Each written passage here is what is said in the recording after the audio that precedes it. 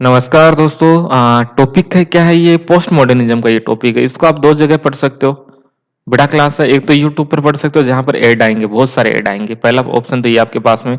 दूसरा ऑप्शन है एप्लीकेशन का लिंक नीचे हमने दे दिया है डिस्क्रिप्शन में, और वहां से एप्लीकेशन इंस्टॉल कर लीजिए और वहां पर बहुत सारी आपको फ्री क्लासेज आपको मिल जाएगी। जैसे ही आप एप्लीकेशन ओपन करोगे लिंक से, और वहां पर आपको बहुत सारी वीडियो मिल जाएंगे जो कि फ्री वीडियो है वहां पर। तो आप वहां से देख सकते हो एकदम शांत दिमाग से, वहां पर कोई ऐड नहीं आता। और यूट्यूब पर पढ़ना तो मुझे हमेशा से ठीक नहीं लगता है कभी भी। ओके, तो वहां पर आप पढ़ लीजिए, एकदम माइंड फ्रेश हो जाएगा, अच्छा लगेगा वहां पर पढ़ने के लिए। दूसरी बात हाँ, ये वीडियो रहेगा, इसके बाद में एक वीडियो और आएगा यूट्यूब के ऊपर फेमिनिज्म, उसके बाद में वीडियो आएगा नहीं आएगा इसके ऊपर कह नहीं सकते, कैसा रिस्पॉन्स रहता है इन सब का, उस के आधार पर हम आगे वीडियो डालेंगे। नहीं तो वीडियो नहीं आ पाएगा, जितनी संभावना रहेगी। रिस्पॉन्स हम देखेंगे कि रिस्पॉन्स कैसा रहता है। तो पोस्ट मॉडर्निज्म बड़ा वीडियो है, इसके बाद में इससे भी एक बड़ा वीडियो फेमिनिज्म के ऊपर आएगा। काफी डिटेल से हमने उसको कवर किया एग्जाम के अकॉर्डिंग। कोई भी एग्जाम हो, उन सब के अकॉर्डिंग हमने उसको कवर किया है। ऑब्जेक्टिव हो या सब्जेक्टिव, सबके अकॉर्डिंग हमने उसको कवर किया है। अगली बात, ऑनलाइन कोर्स तो हमारा चल ही रहा है। सबसे जरूरी बात तो यही है, आपको जो कुछ भी हम अवेलेबल करवाते हैं वो इसलिए करवा पाते हैं क्योंकि ऑनलाइन हमारा कोर्स चल रहा है, पीछे से सपोर्ट मिलता है। तो यूट्यूब के ऊपर भी हम कुछ ना कुछ आपको पढ़ाते रहते हैं, काफी कुछ हमने डाल रखा है। यदि आप यूट्यूब वाला भी आप यदि ठीक से पढ़ लेते हो हमारा वाला, तो कोई भी एग्जाम हो 40% कवर आपका वहां पर हो जाएगा। कोई भी एग्जाम हो, ओके। तो पढ़ने वाला वहां भी पढ़ सकता है, लेकिन वहां पर वही है, पहले की वीडियो है, पुराने वीडियो काफी डल चुके हैं जब हम आईपैड के ऊपर पढ़ाते थे। लेकिन अब इस सिस्टम के ऊपर जो यदि अच्छे से आप पढ़ना चाहते हो, थोड़ा सीरियस होके एक ही बार में कोई कंपटीशन आप पे क्वालिफाई करना चाहते हो, तो एप्लीकेशन के ऊपर आइए। थोड़ी सी फीस हम लेते हैं, 1000, 1500, 2000 के आसपास हमारी फीस होती है।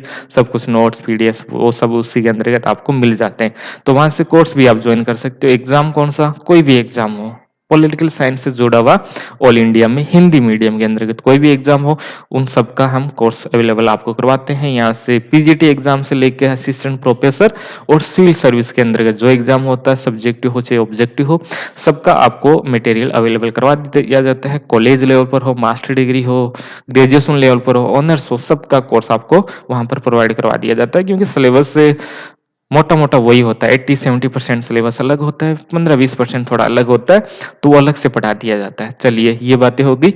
तो कोर्स से जॉइन करना चाहिए, बिल्कुल करना चाहिए। बहुत कम फीस में हम पढ़ा रहे हैं, और यूट्यूब पर भी वैसे तो कंप्लीट वीडियो आपको मिल ही जाते हैं। किसी न किसी ने डाल रखे हैं, किसी ने किस टॉपिक पे डाल रखा है, किसी ने किस टॉपिक पे डाल रखा है।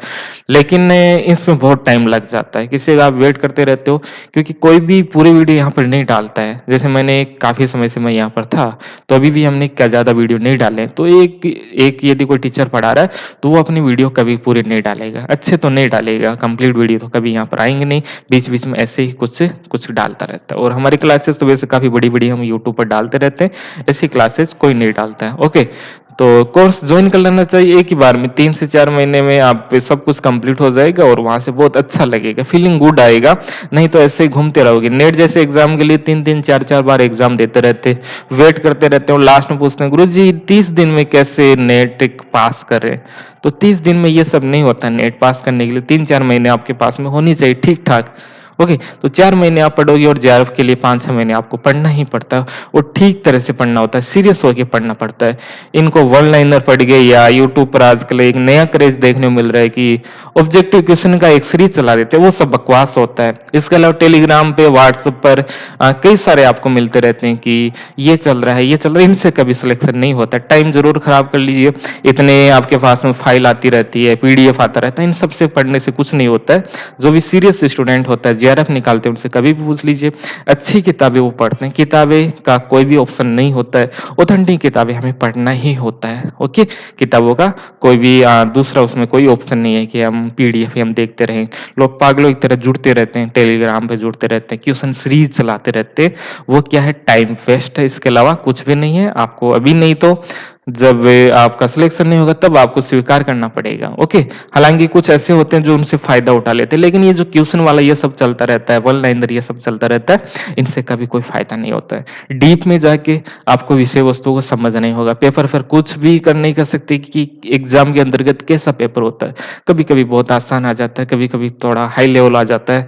तो आपको हर तरह से तैयारी करना होगा। जैसे नेट के अंतर्गत इस बार कंसेप्चुअल आ गए थे 30 से 35 क्वेश्चन, तो करते रहिए, वन लाइनर करते रहिए, कितने भी क्वेश्चन करते रहिए। और क्वेश्चन वाली बात बताऊँ तो कोई भी बुक मार्केट से ले लीजिए, जितने भी आपको कोई भी क्वेश्चन करवाता है, वो कहाँ से जो मार्केट के अंतर्गत बुक आती है उसको कॉपी करते हैं और वहीं से डाल देते हैं और आप पागलों की तरह करते रहते हो, इस क्वेश्चन का आंसर है, इस क्वेश्चन का आंसर, भागते रहते हो इधर-उधर, सब बकवास। तो ये पोस्ट मॉडर्निज्म के ऊपर हमारी कंप्लीट ये एक बड़ा वीडियो है, इसको ठीक से समझिए और अच्छे से समझिए। जितना भी इसके डायमेंशन हो सकते हैं उसको सबको हमने समझाने का प्रयास किया। अच्छा लगेगा इस वीडियो को आपने देख लिया तो पोस्ट मॉडर्निज्म अलग से कहीं भी आपको पढ़ने की आवश्यकता नहीं है। चलो क्लास शुरू करते हैं।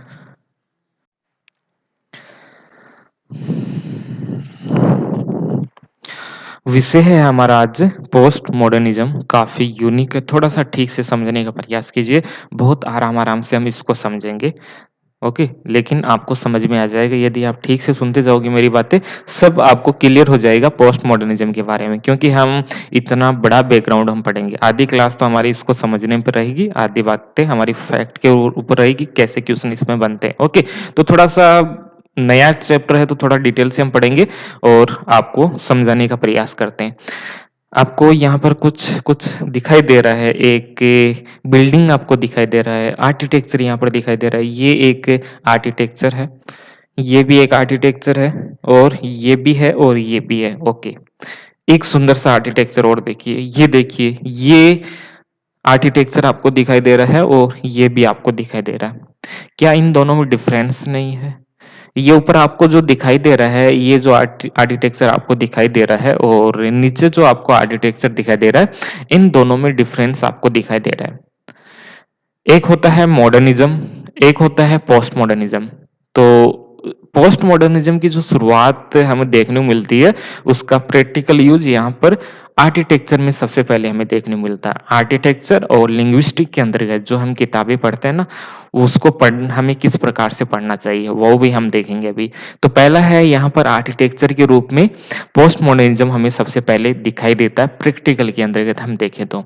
ये जो बिल्डिंग आपको दिखाई दे रहा है, ये है मॉडर्निज्म का आर्किटेक्चर। ये एक फिक्स पैटर्न है, ऐसा ही कुछ फिक्स पैटर्न दिखाई दे रहा है। ये कुछ नया नहीं आपको लग रहा है कि ये तो नॉर्मल सा है। ओके, ये भी एक सामान्य सा है, लेकिन पोस्ट मॉडर्निज्म के अंतर्गत काफी स्पेशल यूनिक होता है। यहाँ पर ये देखिए आप, कितना अलग है ये। तो ये पोस्ट मॉडर्निज्म का आर्किटेक्चर है, इसमें डिफरेंसेस आपको दिखाई दे रहा है। और एक हो गया ये मॉडर्निज्म का आर्किटेक्चर है, इन दोनों में डिफरेंसेस है। एक हो गया मॉडर्निज्म, एक हो गया पोस्ट मॉडर्निज्म। यानी पोस्ट मॉडर्निज्म इसके बाद का समय है। ये पहले इस प्रकार के आर्किटेक्चर होता था, इस प्रकार की बिल्डिंग हमारे सामने आती थी, लेकिन अभी हम देखते हैं 2000 के आसपास का समय हम देखते हैं, 1980, 1990 या 1950 के बाद का जो समय देखोगे, वहां पर इस प्रकार का आर्किटेक्चर हमें दिखाई दे रहा है। इस प्रकार का बहुत ज्यादा आर्किटेक्चर हमें दिखाई देता है। तो जो चेंज हुआ उसी को हम क्या कहते हैं, पोस्ट यानी मॉडर्निज्म में। उस समय क्या होता था, वैसा वैसा बिल्डिंग से आर्किटेक्चर था और यहाँ पर हमने कुछ चेंज किया और ये बाद का समय है, पोस्ट का समय है। बाद का समय यानी जिसको हम पोस्ट कहते हैं, तो इसको हम क्या कर देंगे, एक समय के बाद में इस प्रकार का ये बनता है, तो ये पोस्ट मॉडर्निज्म हो गया। तो आर्किटेक्चर में ऐसा कुछ होता है। एक लैंग्वेज के अंतर्गत हम देखें, लिंग्विस्टिक के अंतर्गत हम देखें, तो पहले किताबों को अलग तरीके से पढ़ा जाता था। जैसे ये एक रिमोट है और इस पर लिखा है कैमरा, कैमरा सेलेक्ट इसमें लिखा है और इसको बनाया गया था, मान लेते हैं 17th सेंचुरी के अंतर्गत किसी राइटर ने इस पर नाम लिख लिया है। ये किताब मान लेते हैं किसी राइटर ने नाम लिखा है कैमरा सेलेक्ट। तो मॉडर्निज्म क्या कहता है, जो लिखा है उसको उसी रूप में पढ़िए। जैसे ये लिखा है कैमरा सेलेक्ट लिखा है, आप इसको इतना ही पढ़िए, ज्यादा अपना दिमाग मत लिखाइए। जो राइटर ने लिख दिया है, जो किताब जो राइटर लिखता है, लेखक जो जिसने लिख दिया है, उसी को आप मान के चलिए। लेकिन पोस्ट मॉडर्निज्म ऐसा नहीं कहता। वो तो पढ़ने का एक अलग ही नजरिया हमारे सामने पेश करता है, अलग दृष्टिकोण, अलग व्यू, हमारे अलग अप्रोच हमारे सामने लेके आता है। और वो कहता है कि ये जो 17th सेंचुरी में यदि किसी राइटर ने किसी बुक को लिखा है, तो हमें उस टाइम पीरियड को हमें समझना चाहिए कि उन्होंने किस कॉन्टेक्स्ट में लिखा है। जब भी आप कोई टेक्स्ट आप पढ़ते हो, जब भी आप जो लिखा हुआ जो पढ़ते हो, टेक्स्ट जिसको हम बोलते हैं, तो जब भी आप उसको पढ़ो तो उस समय आप देखोगे कि उन्होंने किस कॉन्टेक्स्ट में लिखा, आखिर वो क्या बताना चाहते थे। ओके, तो जैसा राइटर ने लिखा है उसको उसी रूप में नहीं देखना है। हो सकता है उनके उनको बताने का और कोई कारण हो। जैसे हॉब्स को हम पढ़ते हैं, तो हो सकता है कि हॉब्स ने उस समय सामान्य सी बात की हो, जैसा उनके सामने हो रहा था वैसा ही बताया उन्होंने। लेकिन जब हम स्टडी करेंगे पोस्ट मॉडर्निज्म एरा के अंतर्गत हॉब्स का लेवियाथन का जब हम स्टडी करेंगे, तो हम उस समय का कॉन्टेक्स्ट हम देखेंगे। और जब भी हम उसको क्रिटिसाइज़ करेंगे, तो हम इस बात का स्टडी करेंगे कि उस समय का माहौल कैसा था, social, political and economic structure कैसा था, शासन व्यवस्था किस प्रकार की थी। तो जब भी हम स्टडी करेंगे पोस्ट मॉडर्निज़्म के अंतर्गत, तो हम उस समय टाइम पीरियड के अंतर्गत जो किताबें लिखी गई थी, उसके चारों ओर हम देखेंगे कि किस कॉन्टेक्स्ट के अंतर्गत, किस संदर्भ के अंतर्गत ये लिखा गया है। तो ये थोड़ा-सा पढ़ने का जो नज़रिया है पोस्ट मॉडर्निज्म एरा के अंतर्गत थोड़ा चेंज हो जाता है। चलिए ये तो हो गई 2 बातें। चलिए अब शुरू करते हैं। एक विचार और है, थोड़ा-सा बैकग्राउंड में हम देख लेते हैं। और एक नीत्शे एक जर्मन फिलोसोफर है, ग्रेट फिलोसोफर है। और इनका जो फिलोसॉफी है सबसे टफेस्ट फिलोसॉफी मानी जाता है नीत्शे का जो विचार है। ओके, बहुत टफ फिलोसॉफी है, लेकिन उनका एक कांसेप्ट है जो उन्होंने दिया था नाइलिस्ट, जिसको हम कहते हैं शून्यवाद का कांसेप्ट। फिलोसॉफी ऑफ नाइलिस्ट उन्हीं के द्वारा दिया गया है, नीत्शे के द्वारा।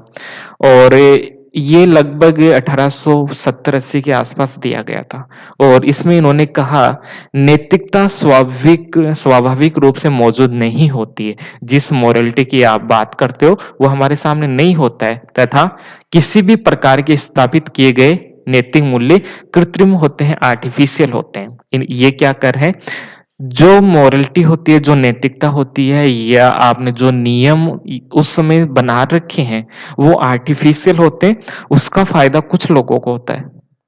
जो भी नियम बनाए जाते हैं, मान लेते हैं हम नैतिकता की हम बात करते हैं, जैसे लोकतंत्र सबसे अच्छा होता है, ऐसा हमने कुछ पढ़ा और इसको हमने स्वीकार कर लिया।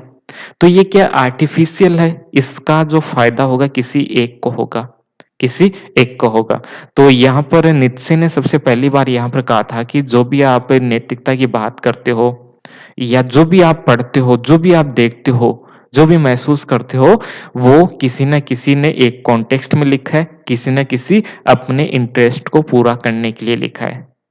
किसी ने अपने इंटरेस्ट को पूरा करने के लिए लिखा है। तो ये बात यहाँ पर की जा रही है कि किसी भी प्रकार के स्थापित किए गए नैतिक मूल्य कृत्रिम रूप से बनाए जाते हैं। जो भी मॉरल प्रिंसिपल स्थापित किए जाते हैं, जो भी मॉरल प्रिंसिपल हमारे सामने आते हैं, इसको बनाने का कारण क्या है? उनके इंटरेस्ट, वो अपने इंटरेस्ट को पूरा करना चाहते हैं, इसलिए कुछ मॉरल प्रिंसिपल को बनाया जाता है। नैतिक मूल्य इसलिए बनाए जाते हैं क्योंकि इसमें किसी न किसी के हित छुपे होते हैं।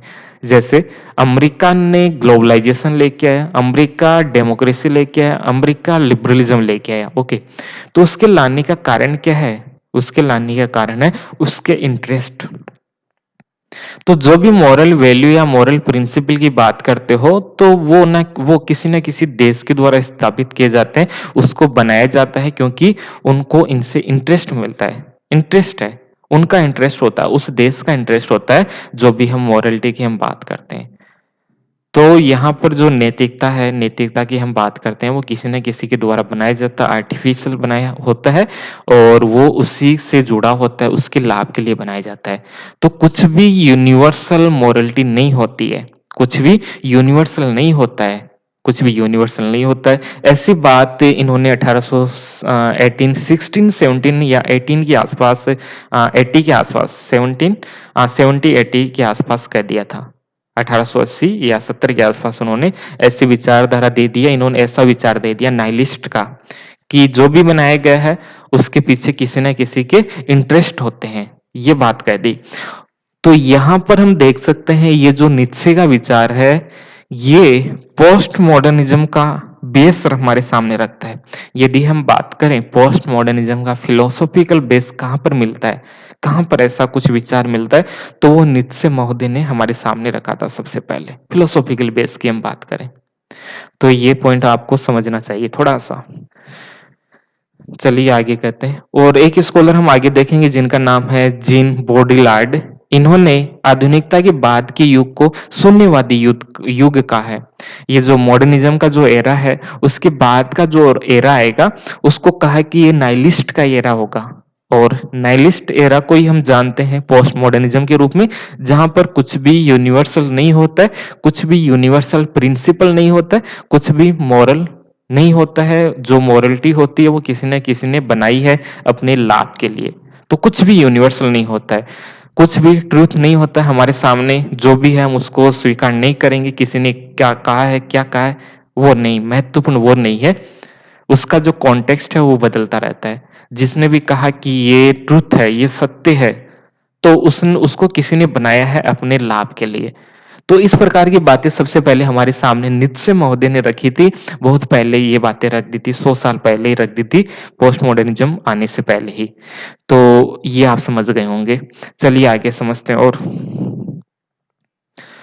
चलिए अब समझते हैं टाइम पीरियड को। थोड़ा-सा टाइम पीरियड आप समझ लीजिए।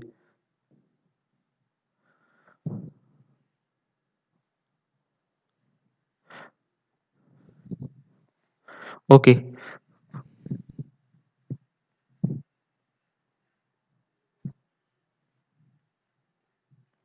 ये जो पोस्ट मॉडर्निज्म है, ये किसके बाद में है? मॉडर्निज्म के अंतर्गत। हालाँकि हम कह सकते हैं कुछ ना कुछ प्रॉब्लम हुआ होगा। मॉडर्निज्म का जो कांसेप्ट है, जो विचार है, उसमें कुछ समस्याएँ थी और उसी समस्याओं को दूर करने के लिए या उस प्रकार की जो क्या-क्या समस्याएँ थी मॉडर्निज्म की, उसको बताने के लिए पोस्ट मॉडर्निज्म आया। पहला पॉइंट तो ये।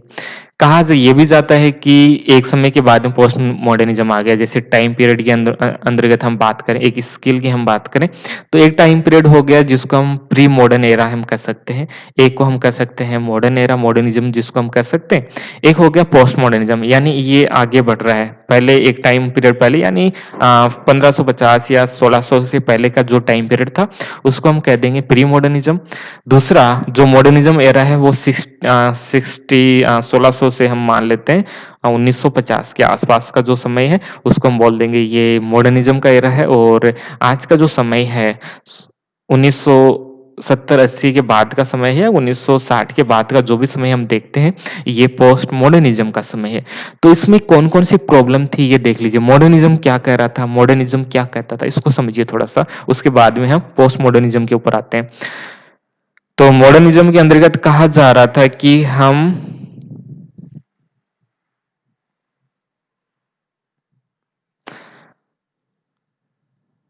हमारे पास में जो नॉलेज होता है और जो पावर होता है, ओके, एक व्यक्ति के पास में, वो अपना पावर और नॉलेज को बढ़ा सकता है अपनी रैशनैलिटी का प्रयोग करते हुए। क्या कहा जा रहा था? मॉडर्निज्म के अंतर्गत कहा जा रहा था कि जो रैशनैलिटी होती है, विवेक होता है, रीज़न होता है, नॉलेज होता है, उसका प्रयोग करते हुए हम अपना विकास कर सकते हैं। हम अपने जीवन को बेहतर बना सकते हैं। ये बात कही जा रही थी मॉडर्निज्म के अंतर्गत। Modernism is an historical trend of thoughts that affirm the power of human beings to create, improve, then reshape their environment with the aid of scientific knowledge, technology, and practical experimental. तो इन सब के माध्यम से हम अपने knowledge का प्रयोग करेंगे, हम साइंस का प्रयोग करेंगे, टेक्नोलॉजी का प्रयोग करेंगे और कुछ प्रैक्टिकल नॉलेज का हम प्रयोग करेंगे।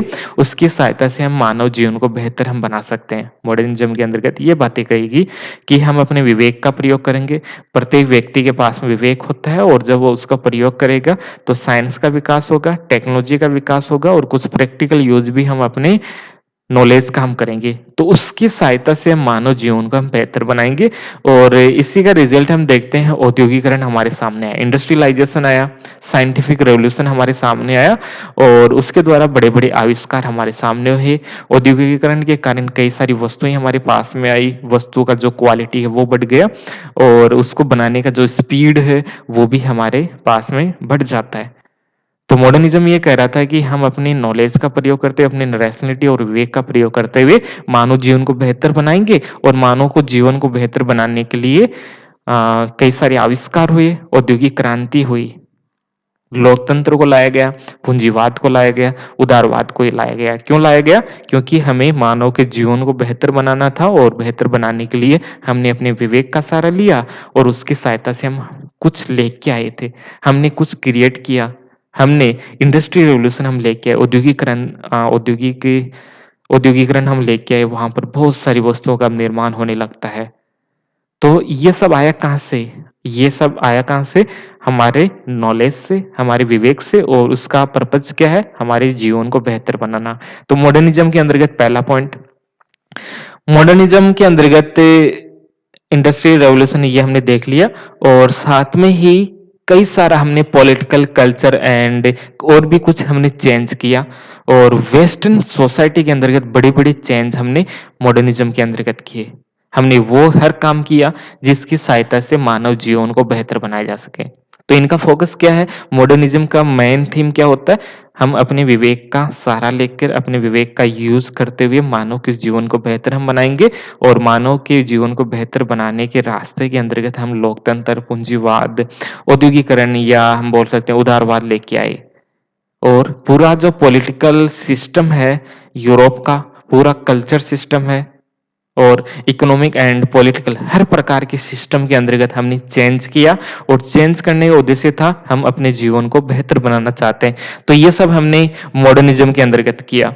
ये आपको ये इतना समझ में आ गया होगा कि मॉडर्निज्म के अंतर्गत आखिर होता क्या? ये थोड़ा-सा बेसिक्स है, अभी हम बैकग्राउंड हम समझ रहे हैं। पोस्ट मॉडर्निज्म के ऊपर हम अभी आए नहीं हैं। तो इन सब का नुकसान क्या हुआ क्या? इन सब का इफ़ेक्ट क्या रहा? जब हमने इतना सब कुछ किया,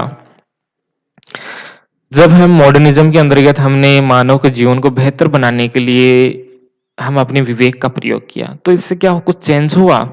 तो हम देखते हैं कि समाज के अंतर्गत जब औद्योगिकरण आया, यूरोप की सोसाइटी के अंतर्गत जब औद्योगिकरण आता है, तो उसका नेगेटिव इफ़ेक्ट हमारे सामने ज़्यादा आता है। व्यक्तियों के बीच की जो दूरियां हैं, वो ज़्यादा बढ़ जाती है। समाज के अंतर्गत आर्थिक, सामाजिक समानता लगातार बढ़ती जाती है और हमारे अंतर्गत जो मॉरल प्रिंसिपल थे, मॉरल वैल्यू थे, वो भी डिक्लाइन नीचे की तरफ जाना शुरू कर देते हैं। तो क्या मॉडर्निज़्म कह रहा था कि हम मानव के जीवन को बेहतर बनाएँगे, तो क्या मानव के जीवन को बेहतर बनाया? पहला क्वेश्चन, पहला आप समझ गए होंगे। मॉडर्निज़्म कह रहा था कि औद्योगिकरण आएगा और उन सब से मानव के जीवन को बेहतर बनाया जाएगा और औद्योगिकरण में उन्होंने अपने माइंड का प्रयोग किया, कुछ नया क्रिएट किया और वस्तुओं का निर्माण शुरू कर दिया, बड़ी-बड़ी मशीनें हमारे सामने आई। तो उससे क्या हुआ? इससे कैपिटलिज़्म हमारे सामने आता है और पूंजीवाद का जैसे विकास हुआ, तो समाज में असमानता लगातार बढ़ी। तो क्या ये सही है? क्या समाज के अंतर्गत असमानता बढ़ी कि नहीं बढ़ी? तो मॉडर्निज़्म यहाँ पर फेल हुआ कि नहीं? और जब हम कह रहे हैं यहाँ पर असमानताएँ बढ़ गई है और औद्योगिकरण आया कैसे? उसमें हमने अपनी विवेक का प्रयोग किया, हमने अपनी रैशनैलिटी का प्रयोग किया और रैशनैलिटी का प्रयोग करते हुए हम औद्योगिकरण लेके आए और औद्योगिकरण के कारण पूंजीवाद आया और उन सब से समाज के अंतर्गत असमानताएँ बढ़ गई। तो समाज के अंदर के जो असमानताएँ बढ़ी है वो उसके पीछे रीज़न क्या है? हमारी रैशनैलिटी, हमारा विवेक, पहला पॉइंट। हमने कुछ पॉलिटिकल चेंज किया, मानव के जीवन को बेहतर बनाने के लिए हम नेशनलिज़्म लेके आए, नेशन स्टेट का हम कांसेप्ट लेके आए और उसके पीछे भी हमारा उद्देश्य मानव के जीवन को बेहतर बनाना था। तो क्या नेशनलिज़्म जैसा विचार आया? क्या नेशन स्टेट जैसा विचार आया? नेशनलिज़्म और नेशन स्टेट ये सब क्या होता है? नेशनलिज़्म यानी किसी जाति, धर्म में या किसी एक भाषा के आधार पर, एक नस्ल के आधार पर जब हम अपने आप को एक समझना शुरू कर देते हैं और हम ये समझते हैं कि हम सर्वश्रेष्ठ हैं। नेशनलिज़्म क्या हुआ? किसी एक जाति, धर्म, भाषा के आधार पर किसी एक ज्योग्राफी एरिया के अंतर्गत रहने वाले लोग जब अपने आप को एक समझना शुरू कर देते हैं। जैसे ये एक एरिया है, इसके अंतर्गत कई सारे कास्ट हो सकती है या नस्ल हो सकता है या इसमें इसमें ब्लड ब्लड के आधार पर या इसमें हाँ, और कुछ भी हो सकता है, जैसे रिलीजन इसमें हो सकता है। तो इसके आधार पर एक क्षेत्र विशेष के अंतर्गत रहने वाले लोग अपने आप को एक समझना शुरू कर देते हैं और उनको काफ़ी प्राइडफुल होता है कि हम सर्वश्रेष्ठ हैं, हमारी जो नस्ल है, वो सर्वश्रेष्ठ होती है। जब हम ऐसा समझना शुरू कर देते हैं, तो उसको हम नेशनलिज़्म कहते हैं और जब नेशनलिज़्म की विचारधारा के आधार पर जब एक किसी राज्य का निर्माण किया जाता है, तो उसको हम कहते हैं नेशन स्टेट, अलग चैप्टर रहेगा हमारा नेशनलिज़्म, वहाँ पर बातें आएगी। तो हमने नेशनलिज्म हम लेके आए, नेशनलिज्म हम लेके आए, राष्ट्रवाद हमारे द्वारा लाया गया। चलो ठीक है, लाया गया। व्यक्ति ने नेशनलिज्म लेके आया तो नेशनलिज्म के साथ में क्या आता है? फैसिज्म। फैसिज्म के अंतर्गत नेशनलिज्म का तड़का लगाया गया था। ओके, तो फैसिज्म बिना नेशनलिज्म के नहीं आया था। तो हम नेशनलिज्म लेके आए, फैसिज्म लेके आए, हिटलर और मुसोलिनी आए कहां से? हमने अपने विवेक का प्रयोग करते हुए मानव के जीवन को बेहतर बनाने का प्रयास किया, नेशनलिज्म लेके आए। नेशनलिज्म के बाद में फैसिज्म हमारे सामने आया, हिटलर मुसोलिनी आया। तो क्या इससे मानव के जीवन को बेहतर हुआ? नहीं। तो यहाँ पर फिर से हमारा जो विवेक है वो फेल हो गया, हमारी जो रैशनैलिटी है वो एक बार फिर से फेल हो गई।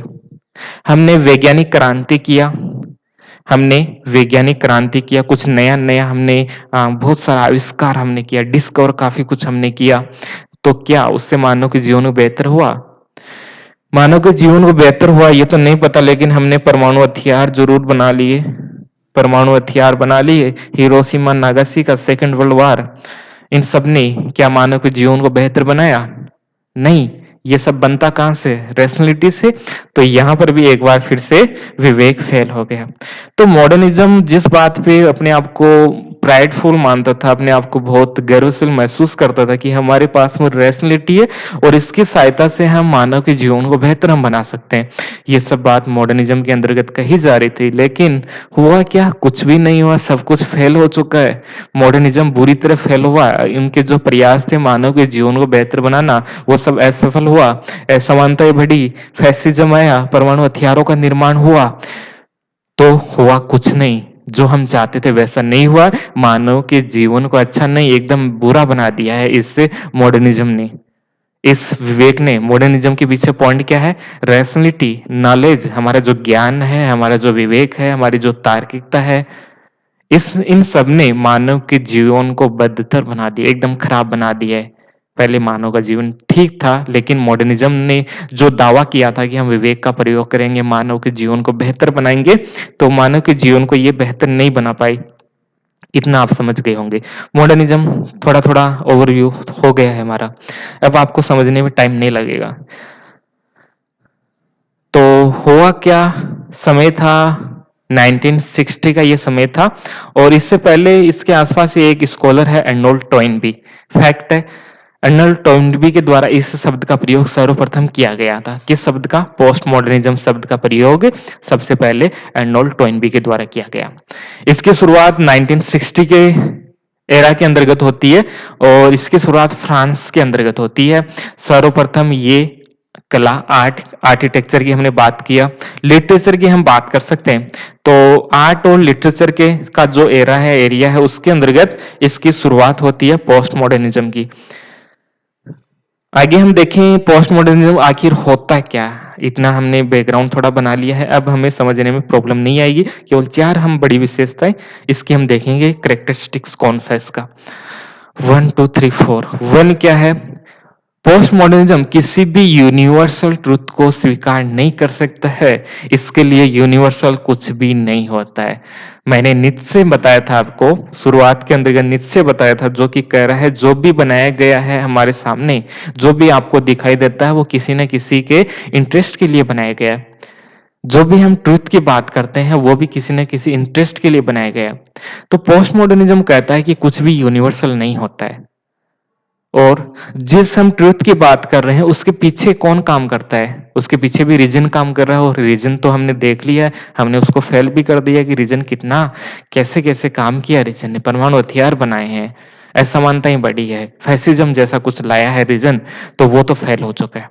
तो ये क्या मानता है? जो भी सत्य होता है, ट्रुथ होता है, वो किसी न किसी देश के द्वारा बनाया जाता है, वो उनके इंटरेस्ट के लिए होता है। पहला पॉइंट।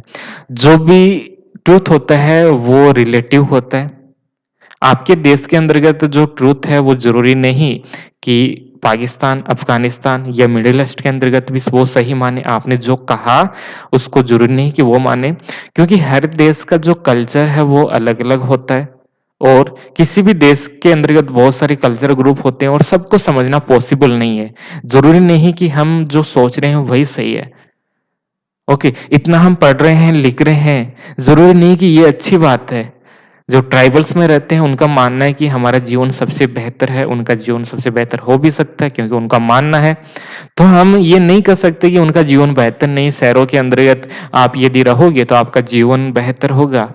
नहीं, ऐसा हम नहीं कर सकते, कुछ भी यूनिवर्सल हम नहीं कर सकते क्योंकि सबका जो वैल्यू है, ट्रेडिशन है वो अलग-अलग है। वो अलग मानते हैं, अलग मानते हैं। मेरा अलग वैल्यू हो सकता है और मेरा जो ओपिनियन है वो भी अलग हो सकता है। ज़रूरी नहीं मैं तो नहीं कह सकता कि ग्लोबलाइज़ेशन आया है, कैपिटलिज़्म आया है, उन सबसे फ़ायदा हुआ। शहरों के अंदर जो लोग जा रहे हैं उनसे उनको ये ज़्यादा हैप्पीनेस, ज़्यादा हैप्पी मैं तो नहीं कहता। ओके, तो मेरा सोचने का नज़रिया है वो अलग हो सकता है, मेरे लिए ट्रुथ अलग हो सकता है और जो शहरों में रह रहे हैं, उनके लिए भी अलग हो सकता है। वो शहर शहर को अच्छा मानते हैं। ओके, वो मानते हैं कि हम ही सिविलाइज्ड हैं और गाँव में जो रहते हैं वो ऐसे ही हैं, नॉनसेंस है, ऐसा मान सकते हैं। तो मैं यही बात कर रहा हूँ कि पोस्ट मॉडर्निज़्म कहता है कि कुछ भी यूनिवर्सल नहीं होता है। ये डिपेंड करता है कॉन्टेक्स्ट के ऊपर कि किस कॉन्टेक्स्ट में कहा गई ये बात। दूसरी बात, ये किस पॉलिटिकल कल्चर या ज्योग्राफी के अंतर्गत कही गई है, कौन से ज्योग्राफी यानी कौन से देश के अंतर्गत कही गई, कौन से भूभाग के अंतर्गत कही गई है।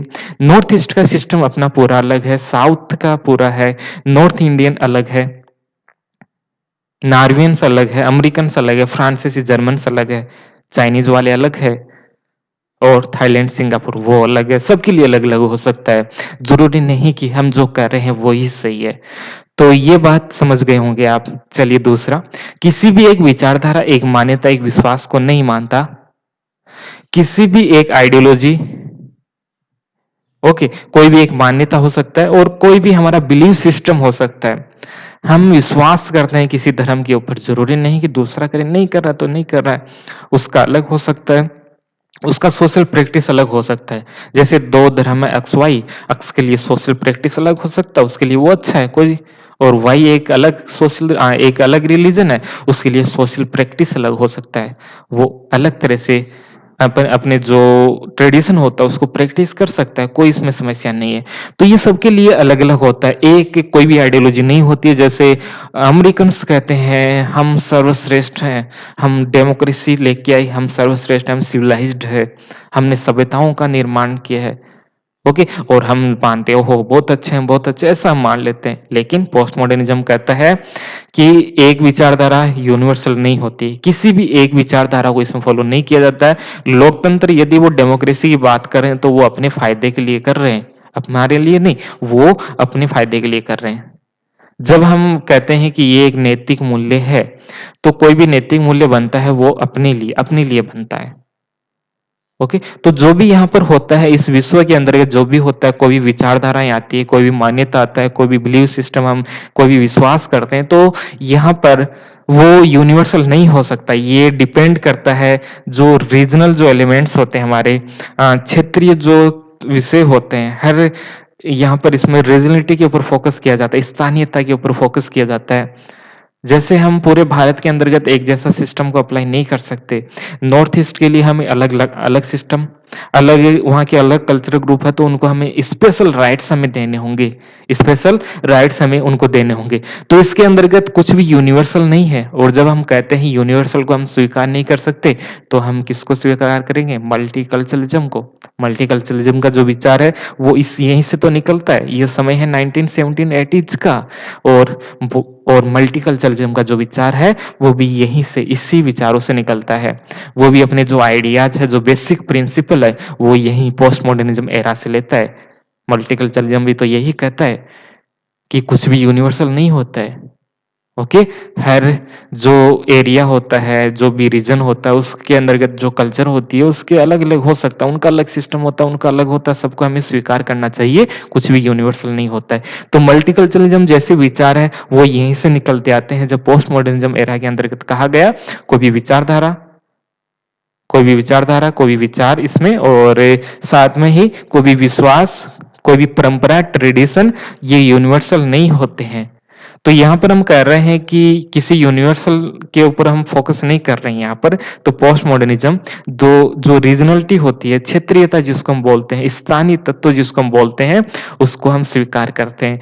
हम नॉर्थ ईस्ट के अंतर्गत उसके कल्चर को हम स्वीकार करेंगे, साउथ के अंतर्गत उनका सोशल प्रैक्टिस यानी रहना खाना पीना, किस प्रकार से रहते खाते पीते हैं, अपने धर्म को किस प्रकार हम प्रैक्टिकल यूज वो करते हैं, इसको हम क्या कहेंगे, सोशल प्रैक्टिस इसको हम कह सकते हैं। तो हम उसको भी एक्सेप्ट करेंगे। नॉर्थ इंडिया वाले ऐसे रहते हैं, उनको भी हम स्वीकार करेंगे, क्योंकि हमें नहीं पता है कि कौन सा सही है कौन सा गलत है। सबके लिए अपना वाला है वो ही सही होगा।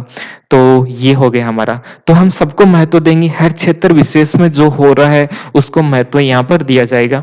अगला पॉइंट है, किसी भी सार्वभौमिक सिद्धांत को नहीं मानता। अभी हमने बात की है यूनिवर्सल प्रिंसिपल, यूनिवर्सल थियरी को ये नहीं मानता है कि लोकतंत्र के आने के बाद में मानव का जीवन बेहतर हो जाएगा और डेमोक्रेसी यदि हर देश के अंतर्गत आएगा, यदि हम पार्लियामेंट्री सिस्टम, प्रेसिडेंशियल सिस्टम को हर देश के अंतर्गत अपनाएंगे तो मानव के जीवन बेहतर बन जाएगा। ऐसा कुछ नहीं होता है। ये जो एक थ्योरी हम मान लेते हैं, यूनिवर्सल थ्योरी बना दी गई है। अमेरिकन यूरोपियंस ने ये यूनिवर्सल थ्योरी बना दी है कि हम जो कह रहे हैं वही है, यदि हमारे जैसा करोगे आप। वो क्या कहते हैं, लैटिन अमेरिका देशों को, अफ्रीकन और एशिया वालों को क्या कहते हैं, जैसा हमारे यहाँ पर है, जैसा हमारा पॉलिटिकल सिस्टम है, जैसा पार्लियामेंट्री सिस्टम है, जैसा हम रहते हैं, वैसा यदि आप करोगे, इकोनॉमिक पॉलिसी यदि जैसी हमारी है वैसी आप फॉलो करोगे तो आपका भी विकास हो जाएगा। तो वो क्या कहते हैं, ये यूनिवर्सल है, जैसा हम कर रहे हैं वैसा होगा ही। लेकिन पोस्ट मॉडर्निज्म नहीं, नहीं ऐसा कुछ नहीं होता है। पोस्ट मॉडर्निज्म कह रहा है कुछ भी यूनिवर्सल थ्योरी नहीं होता है। सब कुछ बनाया जाता है वो अपने प्रॉफिट के लिए, अपने इंटरेस्ट के लिए, अपने लाभ के लिए बनाया जाता है, कुछ भी यूनिवर्सल नहीं होता है। और अगला पॉइंट है, मानव के विवेक पर इसमें विश्वास नहीं किया जाता है। अभी तो हमने बात किया, मानव के विवेक पर कौन विश्वास करता है, रैशनैलिटी नॉलेज के ऊपर कौन फोकस करता है, मॉडर्निज्म के अंतर्गत। जब वो टाइम पीरियड आया था एक, वहां पर जो मॉडर्निज्म का एरा है, जो टाइम पीरियड है, वहां पर मानव के विवेक पर विश्वास किया और उन्होंने क्या क्या किया जो हमने अभी देखा। उनके कारण समाज के अंतर्गत कितनी समस्याएं आई, मानव के जीवन को एकदम खराब कर दिया है।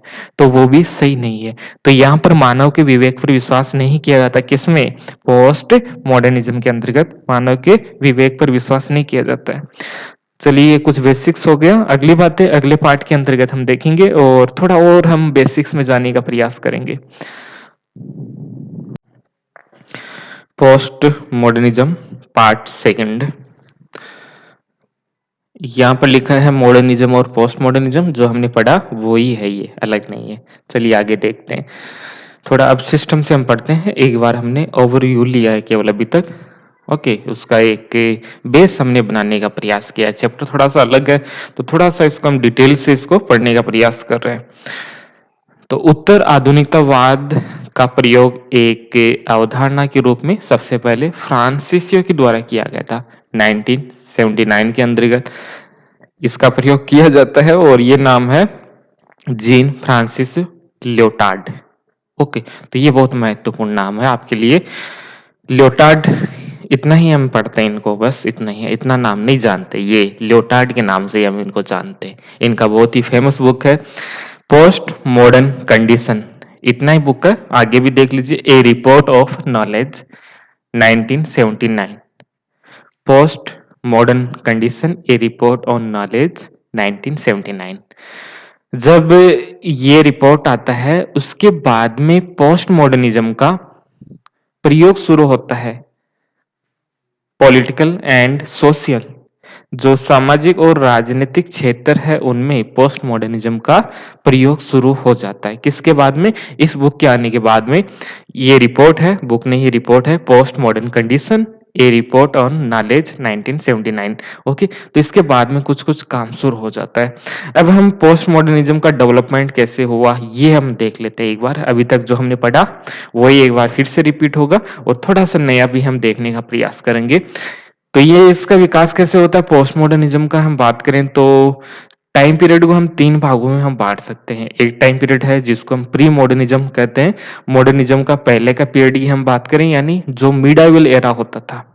तो मिडाइवल एरा मान लेते हैं अप टू 1650 के अंतर्गत, हम बात कर सकते हैं। और इसके अंतर्गत ईश्वर पर विश्वास किया जाता था। जो चर्च ने कह दिया, जो पोप ने कह दिया, उसी को हम सही मानते थे।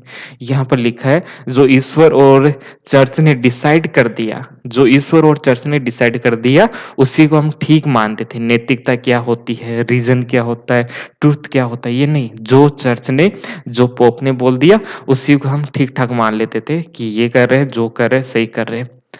और हमारे जीवन को बेहतर बनाएँगे, यही बनाएँगे धर्म, चर्च या पोप के द्वारा हम अपने जीवन को बेहतर बना सकते हैं। ऐसा टाइम पीरियड था ये, मिडाइवल एरा का टाइम पीरियड था जिसको हम कहते हैं धर्म का प्रभाव ज़्यादा था।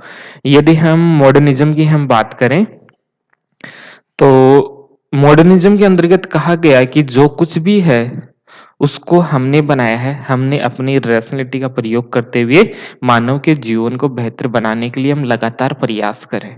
मॉडर्निज़्म के अंतर्गत कहा गया कि हम रीजन का प्रयोग करते हुए साइंस के अंतर्गत, इंडस्ट्रियलाइज़ेशन के अंतर्गत नए-नए विचार, political and economic and social जितने भी क्षेत्र हैं, उन सब में कुछ नया इनोवेशन कर रहे हैं। और इनोवेशन में हम रैशनैलिटी का प्रयोग कर रहे हैं, रीजन का प्रयोग कर रहे हैं और उसकी सहायता से मानव के जीवन को हम बेहतर बना रहे हैं। और उसके बाद में हमने देखा था कि क्या मानव के जीवन का मानव का जो जीवन है वो बेहतर हुआ है कि नहीं हुआ है? तो हमने देखा था कि मॉडर्निज़्म के कारण मानव का जीवन बेहतर नहीं हुआ है। तो जब मॉडर्निज़्म के कारण मानव के जीवन को बेहतर नहीं हुआ है, तो मॉडर्निज़्म को चैलेंज किया गया और चैलेंज हुआ पोस्ट मॉडर्निज़्म स्कॉलर्स के द्वारा। जिन स्कॉलर्स ने मॉडर्निज़्म को चैलेंज किया, जिन स्कॉलर्स ने मॉडर्निज़्म के बारे में कहा कि इसने मानव के जीवन को एकदम खराब कर दिया है, अच्छा जीवन नहीं बनाया है और जो रैशनैलिटी है, जिस विवेक के ऊपर वो ज़्यादा ध्यान देते थे, उस पर क्वेश्चन मार्क लगा दिया है। कि जिस एब्सोल्यूट की आप बात करते हो, मोरलिटी की आप बात करते हो, यूनिवर्सल प्रिंसिपल नॉलेज, ट्रुथ की आप बात करते हो, वो कुछ भी नहीं है। आपने बनाया है, अपने इंटरेस्ट के लिए बनाया है और वो रैशनैलिटी का प्रयोग करते हुए उनको आप बना रहे हो। तो जब आपने रैशनैलिटी का प्रयोग करते हुए उन इंस्टीट्यूशन को बनाया, ओके, तो वो सब फेल हो चुके हैं, इससे मानव का जो जीवन है वो बेहतर नहीं हुआ है, इसलिए वो सब कुछ फेल हो गए। तो मॉडर्निज़्म को चैलेंज किया जाता है जिन स्कॉलर्स के द्वारा, उनको हम कहते हैं पोस्ट मॉडर्निज़्म स्कॉलर्स उनको हम कहते हैं। और इसके अंतर्गत no universal truth, no universal morality होता है और ऑल इज सस्पेक्ट, सब पर सस्पेक्ट किया जाता है। अरे ये क्या है? नहीं, ये सही है, गलत है? नहीं। हम सोचेंगे, हमारे लिए सही हो सकता है, दूसरे के लिए गलत हो सकता है। जैसे मैं आपको पढ़ा रहा हूँ, किसी को लग रहा है कि बातचीत कर रहा होगा, ज़रूरी नहीं कि हम ही आपको पढ़ा रहे हैं। सबका जो नज़रिया है वो हमारे प्रति अलग-अलग होता है। सबका एक जैसा नहीं होता, कोई कैसा सोचता है, कोई कैसा सोचता है। तो पोस्ट मॉडर्निज़्म कहता है कि जो कुछ भी है, वो उस पर हम सस्पेक्ट कर सकते हैं, हम उस पर क्वेश्चन मार्क लगा सकते हैं कि ये वो सही बोल रहा है कि नहीं बोल रहा है। उसने कहा क्या वो सही है?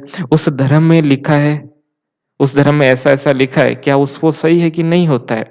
आगे के जीवन में क्या होगा किसी ने देखा थोड़ी है कि जो ऊपर जाएँगे एक कयामत का दिन होगा या जन्नत होगा या कुछ स्वर्ग होगा, नरक होगा, ऐसे-ऐसे काम करोगे। ये सब हमने देखा नहीं है, तो उसको हम कैसे विश्वास करें? किसी बुक में लिख दिया गया है, तो क्या हम उस मान्यता को स्वीकार कर सकते हैं? क्यों? क्यों करें हम? तो सबके ऊपर क्वेश्चन मार्क लगा दिया जाता है, नहीं, सबके ऊपर क्वेश्चन मार्क जब हम लगा देते हैं, उसी को हम पोस्ट मॉडर्निज़्म कहते हैं। हमारे शक के दायरे में सब कुछ आ जाता है, सब पे हम शक करते हैं कि ये सस्पेक्ट हो जाता है सब, ओके। तो ये समझ गए होंगे आप। चलिए आगे चलते हैं।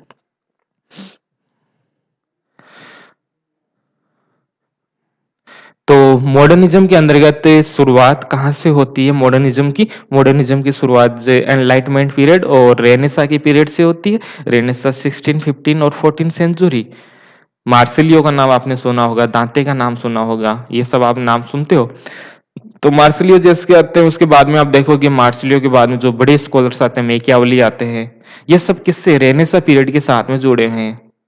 जिन्होंने सबसे पहली बार मानव के विवेक पर विश्वास किया और मानव के लिए क्या अच्छा है, बुरा है, वो खुद से डिसाइड करेगा। ऐसी बातें की जाने लगी और धर्म का जो प्रभाव है, वो धीरे-धीरे मॉडर्न एरा के अंतर्गत कम होता है। तो ये रेनेसां पीरियड हुआ, उसके बाद में एनलाइटमेंट का पीरियड आता है, जिसको हम ज्ञानोदय प्रबोधन का समय कहते हैं। 17, 18 सेंचुरी के अंतर्गत यूरोप के अंतर्गत एनलाइटमेंट का पीरियड आता है, जिसको हम ज्ञानोदय प्रबोधन का टाइम पीरियड कहते हैं। एनलाइटमेंट यानी जो भी करेंगे हम अपने विवेक से सोच सकते हैं, समझ सकते हैं और उसके बाद में वैज्ञानिक क्रांति साथ में चलता है और औद्योगिक क्रांति, ये सब इसी के एक प्रभाव के रूप में हमें देखने को मिलता है। उसके बाद में ये सब में कहा जा रहा था कि एनलाइटमेंट आएगा, इंडस्ट्रियलाइजेशन आएगा, पूंजीवाद आएगा, इन सबसे मानव के जीवन को बेहतर बनेगा, विश्व की स्थिति में, सभी देशों की स्थिति में सुधार होगा और हम एक गुड लाइफ, वर्चुअल लाइफ, ऐसा कुछ अच्छी लाइफ हम जी सकते हैं। तो मानव अपने जब विवेक का प्रयोग मानव जीवन को अच्छा बनाने के लिए करता है, तो हम कहते हैं ये मॉडर्न एरा का प्रारंभ हो गया था। हमारे गुरुजी ने ये लाइन हमें बताई थी। ओके, जो बहुत जोर-जोर से अच्छा-अच्छा पढ़ाते थे, बहुत अच्छा पढ़ाते थे गुरुजी। तो उन्होंने ये एक दिया था कि मानव जब अपने विवेक का प्रयोग मानव जीवन को अच्छा बनाने के लिए करता है, सेम यही स्टेटमेंट था उनका, तो आधुनिक युग का प्रारंभ हो जाता है। जैसे हम पढ़ते हैं जॉन लॉक भी ऐसा ही काम करते हैं। जॉन लॉक ने भी यही कहा कि हमने मानव के जीवन को बेहतर बना रहे हैं, इसके लिए हम रैशनैलिटी का प्रयोग कर रहे हैं। ओके, तो जब जॉन लॉक कह रहे थे कि सभी पैदाइशी समान होते हैं, सभी पैदाइशी समान हो रहे हैं, तो उसी समय धर्म का प्रभाव अपने आप खत्म हो जाता है। ओके, तो ये सब बातें हो गई। तो मानव ये विश्वास करता है कि वह विवेक के द्वारा मानव की सभी समस्याओं का समाधान कर सकता है और ये सफल नहीं होता है। जॉन लॉक के विचार महत्वपूर्ण है, जिन्होंने कहा था कि मानव विवेकशील प्राणी है, वह अपना अच्छा और बुरा सोच सकता है कि उसके लिए क्या अच्छा होता है, गुड क्या होता है, बैड क्या होता है, ये सब वो खुद से डिसाइड कर सकता है। ये सामान्य सी बातें हैं जो कि आपने पढ़ा होगी, क्योंकि पोस्ट मॉडर्निज्म जैसा जो चैप्टर है वो अंतिम में पढ़ा जाता है। जब कंप्लीट पॉलिटिकल साइंस हो जाता है, आपने ठीक-ठीक हर विषय पढ़ लिया जाता है, तब हम इसको पढ़ते हैं। ओके, क्योंकि 1980 का समय है, तो 1980 तक के जितने भी विचार है उन सबको हम पढ़ लेते हैं, तब हमारी पोस्ट मॉडर्निज्म समझ में आता है। तो आपने जितने भी लिबरलिज्म है, मार्क्सिज्म है, सोशलिज्म है, जितने भी थिंकर्स है, सब आपने पढ़ लिया है, तो उसके बाद में हम इसको पढ़ रहे हैं। दूसरी तरफ एडम स्मिथ आ रहे थे इकोनॉमिक्स के फील्ड में, वो भी हमने देख लिया है। तो हुआ क्या, उदारवाद आया, लोकतंत्र आया, पूंजीवाद आया और व्यक्तिवाद, इन सब का जन्म होता है। इनका सबका उद्देश्य था मानव के जीवन को बेहतर बनाना। तो पोस्ट मॉडर्निज्म इन्हीं से क्वेश्चन कर रहा था कि क्या क्या आधुनिकता अपने उद्देश्यों में सफल हुआ है? क्या जिस उद्देश्य को लेके मॉडर्निज्म चला था, क्या वो सफल हुआ है? तो हमारा आंसर होगा नहीं, वो सफल नहीं हुआ है। विज्ञान और तकनीकी सहायता से परमाणु हथियारों का निर्माण किया, उसका परिणाम क्या हुआ? विनाश, अभी हमने देखा था। अगला पॉइंट देखें, औद्योगिकरण आया, उससे आर्थिक असमानता बढ़ गई, ये भी ठीक है। और यूनिवर्सल नियम और कानूनों का विकास, जैसे ही हमने यूनिवर्सलिटी की तरफ हम गए, यूनिवर्सली सब कुछ होता है, वैसे-वैसे जो स्थानीय तत्व होते हैं, उसका महत्व कम होता गया। तो ये सही नहीं है। लेकिन पोस्ट मॉडर्निज्म कहता है कि जो स्थानीय तत्व है, उसको भी हम महत्व देते हैं। हर क्षेत्र की जो विशेषताएँ होती है, उसको हम स्वीकार करते हैं। तो स्थानीय नियम और मूल्यों को कम महत्व दिया जाने लगता है और पोस्ट मॉडर्निज्म कहता है नहीं, अब हम सबको महत्व देंगे। तो कंक्लूजन हम कह सकते हैं, एनलाइटमेंट का जो पीरियड है, रेनेसां का जो भी कुछ हुआ, सब कुछ फेल हो चुका है। तो एनलाइटमेंट का जो पीरियड है वो फेल हो गया।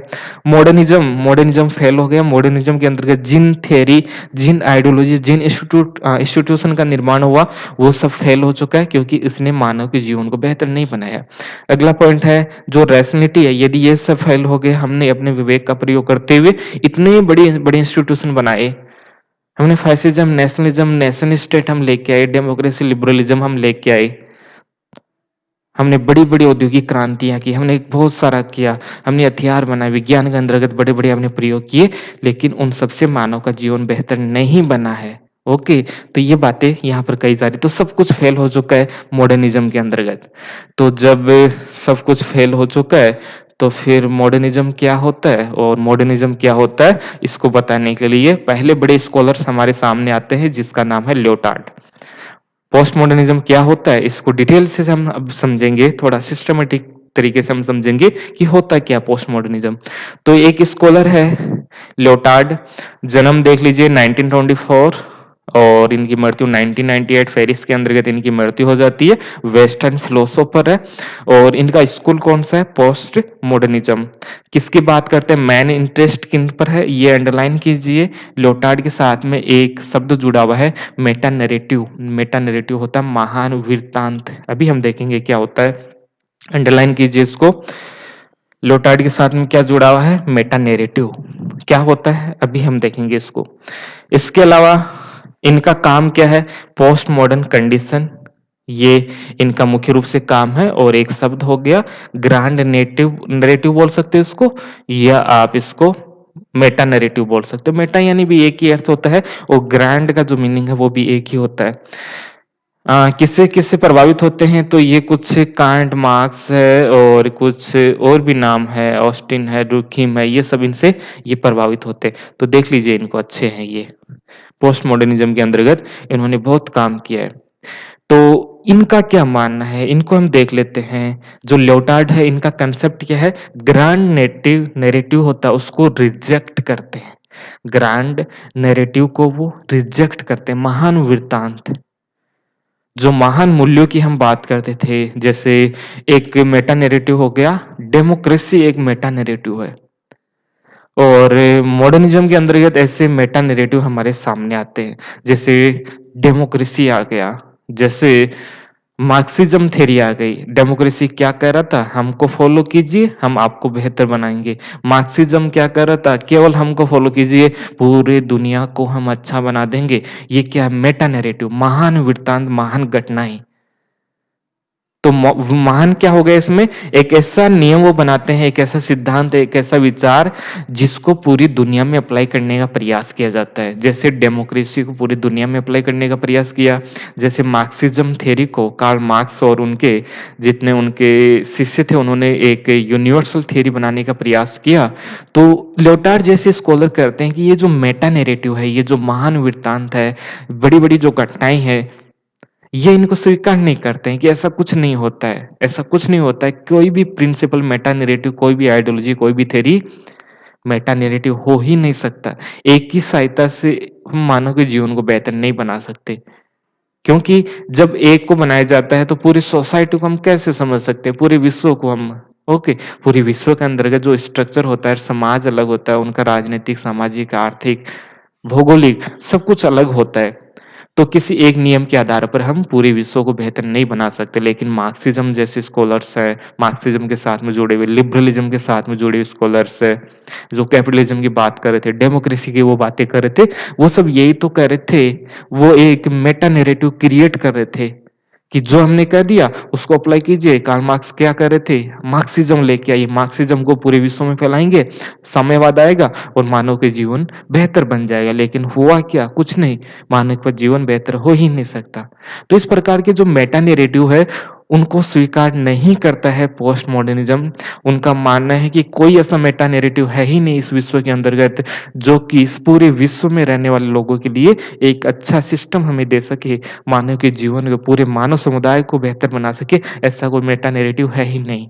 हर क्षेत्र के लिए, हर देश के लिए, हर समाज के लिए अलग अलग नैरेटिव होना चाहिए, ये बातें कर रहे हैं। तो in American society culture by the store the democracy is the most एनलाइटेड national form. रहने दीजिए, कुछ नहीं यहाँ पर, वही बातें करें। जैसे अमेरिका वाले भी तो क्रिएट करते हैं ना कि हमारे जो कपड़े पहन लीजिए, हैं, बर्गर खा लीजिए, ये सब क्या करते हैं? ये खाइए, ये खाइए, हमारी कल्चर को फॉलो कीजिए, हम सर्वश्रेष्ठ है। अमेरिकन, यूरोपियंस यही तो करते हैं।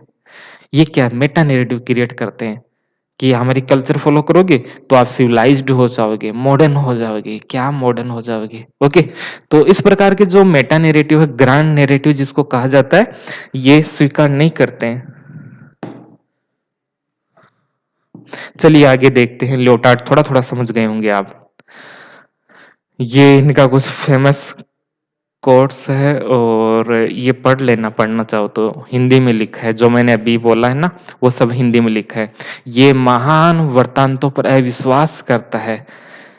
हमें टोटलिटी के खिलाफ युद्ध छेड़ देना चाहिए। टोटलिटी यानी एक यूनिवर्सल प्रिंसिपल के खिलाफ हमें एक युद्ध छेड़ देना चाहिए। इसकी अपेक्षा हमारी सक्रियता, विशिष्टता के प्रति होना चाहिए। वास्तव में उत्तर आधुनिकता केवल अधिकृत व्यक्तियों का औजार नहीं है, इसका लक्ष्य विशिष्टता के प्रति हमें संवेदनशील बनाना है। ये थोड़ा सा लैंग्वेज होगी, जिसको मेंस लेना हो वो ऐसी लैंग्वेज का प्रयोग करता है। ओके, तो मेंस देने वाला हो वो इसको पढ़ लेना, और तो मैंने बता दिया है।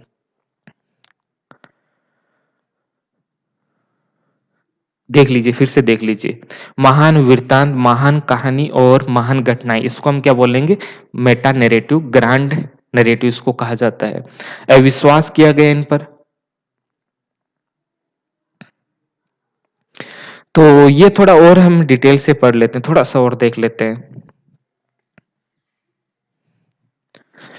जब भी हम बात करते हैं मेटा नैरेटिव या ग्रैंड नैरेटिव की, जिसमें एक विचारधारा होती है, कुछ स्टोरीज होती है या कोई महान शासन व्यवस्था होती है, उनका उद्देश्य क्या होता है? मेटा नैरेटिव जो क्रिएट किया जाता है किसी देश के द्वारा, उसका पर्पस क्या होता है? उसका एक ही उद्देश्य होता है कि वर्तमान की जो व्यवस्था है वो अच्छी है। वर्तमान की जो व्यवस्था है वो अच्छी है।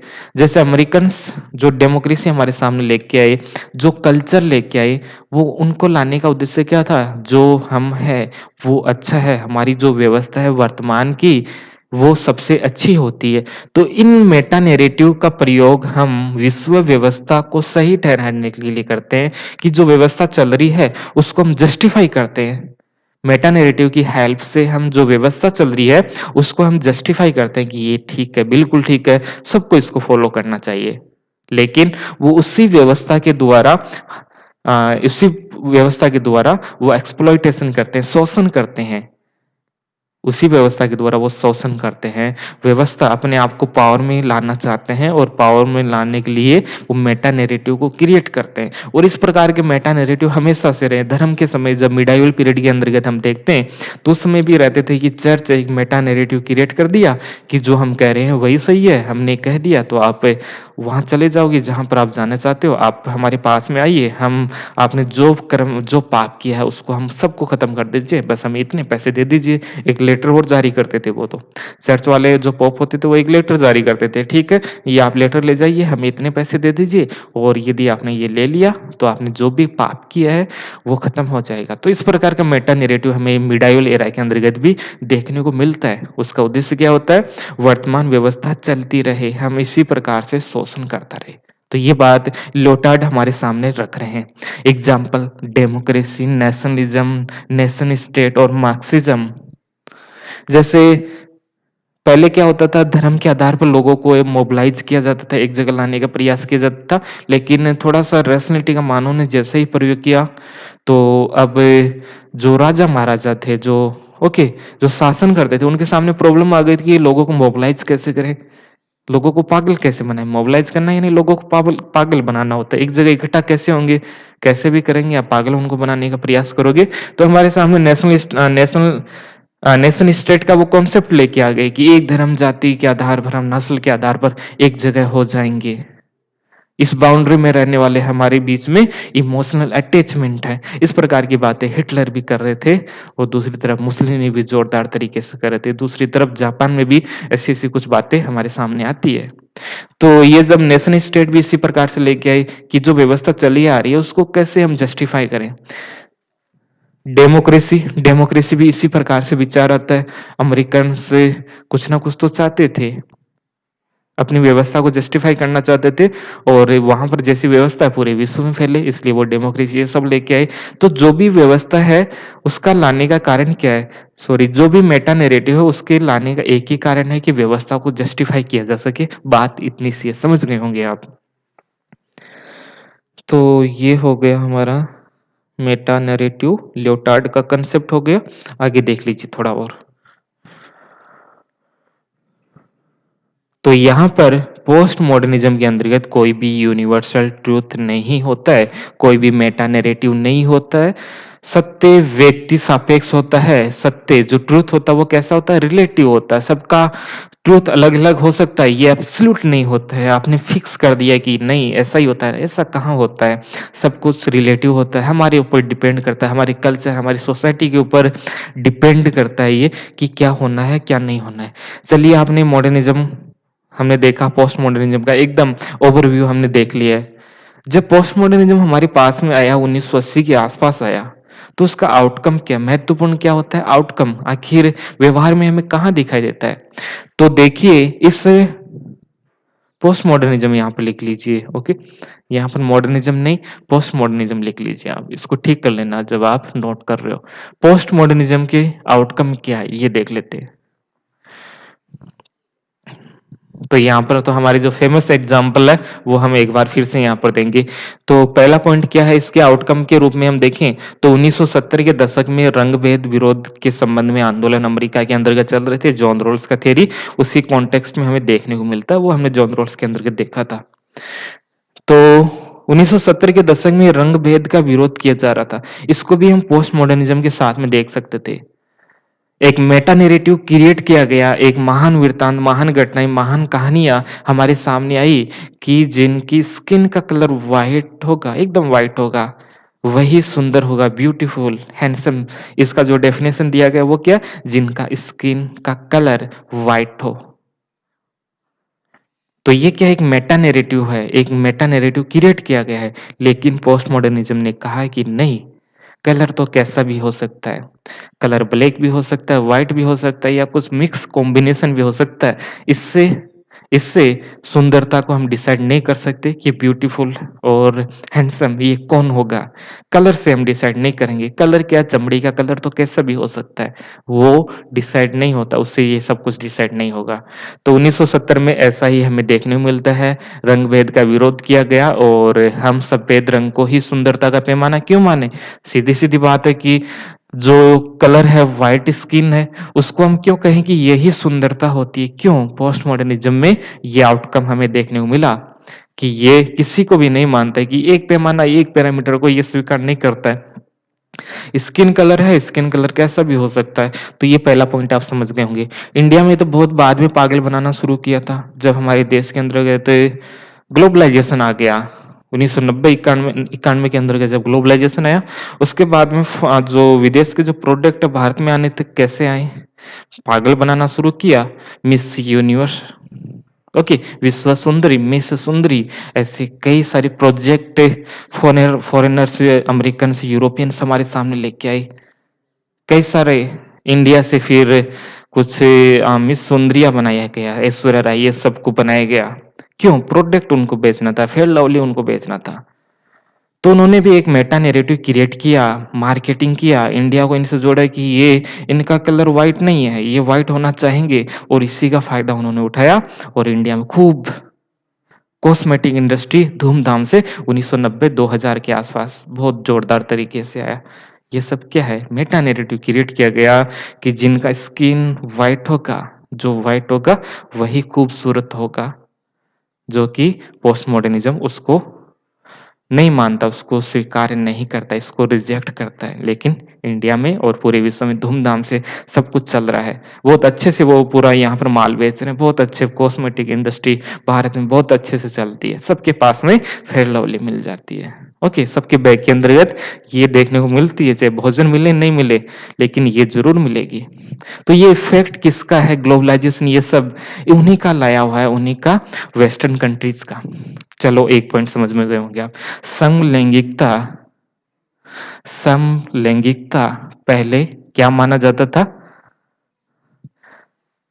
जो आकर्षण होता है स्त्री और पुरुष के बीच में हो सकता है, ऐसा माना जाता था। एक मेल होगा और फीमेल होगा, इन दोनों में प्यार और मोहब्बत हो सकता है, ये बात मानी जाती थी पहले अक्सर। लेकिन पोस्ट मॉडर्निज्म ने कहा कि अरे ऐसा कैसे हो सकता है, ये तो किसी में भी हो सकता है, हार्मोन्स किसी में इधर उधर थोड़े हो जाएं तो हो सकता है मैन और मैन के प्रति अट्रैक्शन और वुमेन के प्रति अट्रैक्शन हो सकता है, तो कोई समस्या नहीं है।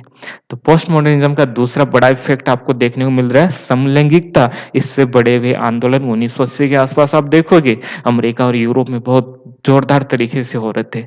ये क्या है, ये तो है पोस्ट मॉडर्निज्म। किताबों की तरह थोड़ी पढ़ना है, व्यवहार में क्या हो रहा है ये आपको देखना है।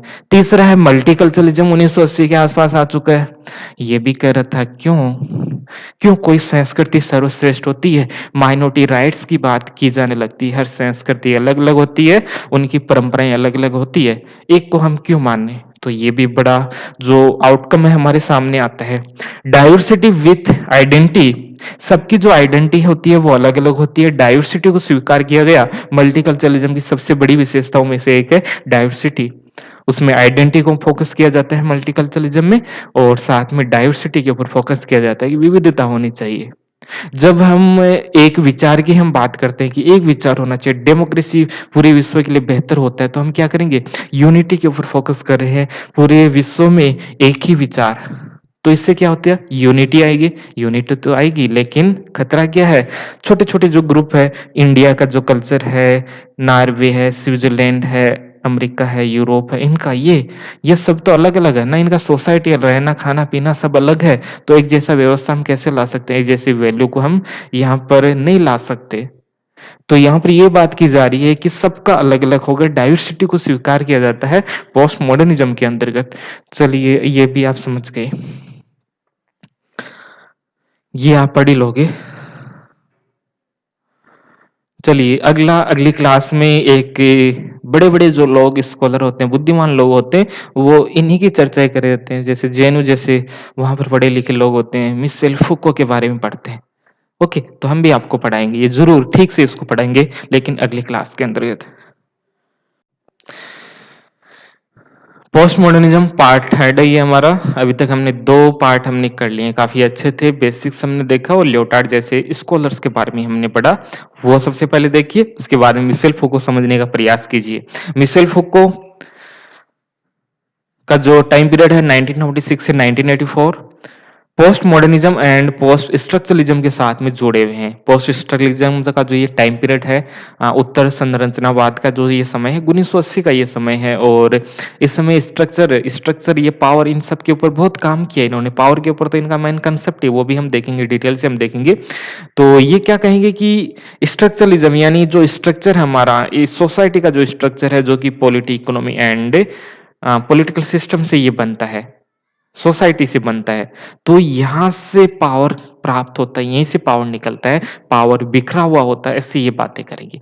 तो स्ट्रक्चर के ऊपर इनका फोकस रहता है और इसी स्ट्रक्चर के द्वारा वो पोस्ट मॉडर्निज्म को समझाने का प्रयास करेंगे, क्योंकि पोस्ट मॉडर्निज्म का ये टाइम पीरियड है और इसमें बहुत सारे क्वेश्चन है जिनका आंसर पोस्ट मॉडर्निज्म हमारे सामने रखता है। चलिए, ये लेफ्ट विंग पॉलिटिक्स के साथ में जुड़े हुए हैं, इनके कुछ नोबल वर्क है, madness and civilization, discipline and punish and the history of sexuality, ये इनके कुछ नोबल वर्क इनके द्वारा किए गए हैं। एक-एक करके समझते हैं कि क्या कह रहे हैं आखिर। पहला जो इनका काम है वो है मैडनेस एंड सिविलाइजेशन। ये काम कब किया इन्होंने? 1965 के अंतर्गत। और इसके अंतर्गत क्या कहेंगे वो ये देख लीजिए।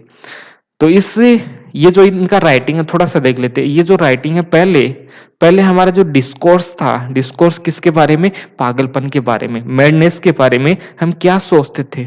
डिस्कोर्स क्या होता है? किसी विषय के बारे में, कोई विषय है वो आता कहाँ से है? कोई विषय हमारे सामने जो कुछ भी होता है वो निर्माण कैसे होता है। जैसे डेमोक्रेसी है, डेमोक्रेसी के प्रति बहुत सारे लोगों के जो विचार होते हैं वो एक जगह आते हैं, उसी से एक डिस्कोर्स बनता है जिसको हम लोकतंत्र कहते हैं। तो लोग किसी विषय के बारे में क्या सोचते हैं, डिस्कोर्स यानी लोग किसी विषय वस्तु के बारे में क्या सोचते हैं। तो यहाँ पर जो मैडनेस है, पागलपन है, उसके बारे में पहले लोग सोचते थे कि ये पागलपन है, कि या तो मिडाइल पीरियड में ये सोचते थे कि ये तो ईश्वर ने दिया है, ईश्वर ने इसने कुछ गलत काम किया इसलिए इसको पागल बना दिया। सब कुछ ईश्वर ने किया है, इसमें कुछ भी चेंज नहीं हो सकता। ये था मैडनेस, पागलपन के बारे में एक डिस्कोर्स सोसाइटी के अंतर्गत। लेकिन क्या इसमें चेंज हुआ कि नहीं? इसमें चेंज हुआ है, मैडनेस के बारे में चेंज आया है और कहा गया कि इसको हम चेंज कर सकते हैं। ये जो पागलपन है उसको हम चेंज कर सकते हैं, क्योंकि मेडिकल साइंस हमारे सामने आया और मेडिकल साइंस ने इनका भी सॉल्यूशन कर दिया। जो मैडनेस है उनका भी इलाज कर दिया जाता है। कुछ ज्यादा ही प्रॉब्लम हो जाए उनका तो कह नहीं सकते, लेकिन ठीक ठाक उसको कर दिया जाता है। तो ये रीज़न बताते हैं कि उसका कारण क्या, पागलपन का कारण क्या है? तो डिस्कोर्स चेंज हुआ कि नहीं? पहले डिस्कोर्स अलग था, पागलपन के बारे में लोग अलग सोचते थे। लेकिन जब मेडिकल साइंस हमारे सामने आया, जब मेडिकल साइंस हमारे पास में आया, तो उसके द्वारा डिस्कोर्स में चेंज हुआ, पहला पॉइंट। दूसरा पॉइंट, पहले मैडनेस के बारे में विचार था, क्योंकि लोग ऐसे ही थे पहले, उनको कुछ पता ही नहीं था, उनका जो डिस्कोर्स बना हुआ था, वो ईश्वर के बारे में, धर्म के बारे में, जो कुछ भी होता है, वो भाग्य के द्वारा होता है, ईश्वर के द्वारा होता है, ऐसा था। लेकिन जब मेडिकल साइंस आता है, जब नॉलेज आता है और जब पावर हमारे पास में आती है, ये हम देखेंगे बाद में कि नॉलेज पावर का रिलेशन क्या है। तो जब मेडिकल साइंस आया, तो मेडिकल साइंस ने क्या दिया? पावर दिया। और जैसे ही पावर आया हमारे पास में, तो इनसे संबंधित जो डिस्कोर्स था वो चेंज हो गया। इससे जुड़ा हुआ जो डिस्कोर्स था वो चेंज हो गया और अब हमारा मानना है कि इसका भी इलाज संभव है। कोई ईश्वर, कोई धर्म इससे जुड़ा हुआ नहीं है, कुछ चेंज हो जाता है, मानव के अंतर्गत सेल इधर-उधर कुछ हो जाता है, इसलिए हो जाता होगा पागल। तो इसका इलाज भी पॉसिबल है और ये कहा मेडिकल साइंस के अंतर्गत। तो डिस्कोर्स चेंज हो सकता है, हमेशा एक जैसा डिस्कोर्स नहीं होता है, डिस्कोर्स भी बनाया जाता है। ये आम लोग ही बनाते हैं। जैसे पागलपन के बारे में पहले डिस्कोर्स अलग था और वर्तमान जब मेडिकल साइंस आ चुका है, इस समय अलग तरह से डिस्कोर्स हो रहा है, पहला पॉइंट। दूसरा है discipline and punish. Medieval period के अंतर्गत देख सकते हो या आज भी विश्व के कई सारे देशों में आप देख सकते हो, वो पनिशमेंट के बारे में क्या कहते हैं, किसी को दंड देना। तो पहले क्या होता था, जिसने जैसा किया उसको वैसा ही उसको वैसा ही पनिशमेंट करना। किसी ने उसको गोली से मार दिया तो उसको भी गोली से मार देना। किसी ने गले ऐसे कर दिया तो उसको, जिसने मारा उसका भी गला ऐसे कर देना। किसी ने पत्थर से मारा, उसको पत्थर से मार देना। फांसी पे लटका दिया तो उसको रस्सी से उसी प्रकार से बांध के उसको खत्म कर देना। जो जैसा किया उसको वैसा ही। लेकिन पहले ऐसा ही डिस्कोर्स था हमारे समाज के अंतर्गत, जैसा जो करता है उसको उसी के अनुसार सजा देना। मिडिल ईस्ट ऐसा हम पढ़ते हैं, आज भी कुछ-कुछ भागों में थोड़ा-थोड़ा, ज़्यादा नहीं थोड़ा आज भी आपको थोड़ा-सा देखने को मिलता है। लेकिन जब डेवलपमेंट होता है, विकास होता है, नया समाज बनता है और इससे संबंधित जो डिस्कोर्स है वो भी चेंज होता है। तो अब क्या कहा जाने लगा? अब हम कहते हैं कि किसी को भी यदि आप कुछ सेकंड के अंतर्गत खत्म कर देते हो, जैसे किसी ने अपराध किया और उसको आपने फांसी पे लटका दिया या उनको मार दिया आपने, तो कितना टाइम लगता है? 5 मिनट। उसने किसी का शोषण किया है, किसी का शोषण किया एक लंबे समय तक 10 साल, 20 साल या कोई बड़ा अपराध किया है, उसने 20, 50, 100 लोगों को मारा है, 200 लोगों को मारा है, लेकिन हमने उनके जीवन को, जिसने मारा 2 मिनट में ऐसे फांसी पे लटका दिया, उसको हमने खत्म कर दिया। तो उससे क्या होगा? समाज के अंतर्गत अच्छा संदेश जाएगा या बुरा?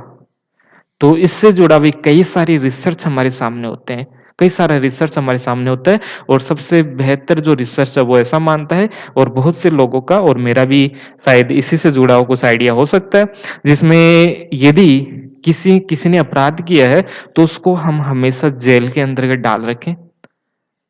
उनके जीवन को हम जेल के अंतर्गत ही हम समाप्त कर दें। क्योंकि यदि हम किसी को समाप्त कर देंगे 1 या 2 मिनट के अंतर्गत हम किसी को समाप्त कर देंगे तो कोई दिक्कत नहीं है। एक व्यक्ति जीवन भर अपराध करता रहेगा और बाद में या 10-20 साल अपराध करता रहेगा या किसी ने 10-20 लोगों का शोषण कर लिया, तो फिर उसको हमने 5 मिनट के अंतर्गत मार के खत्म कर दिया। तो वह नहीं आएगा क्योंकि 5 मिनट में कहाँ उनको इतना इनको ऐसा कुछ लगता ही नहीं है। 5 मिनट में जीवन समाप्त हो गया तो हो गया।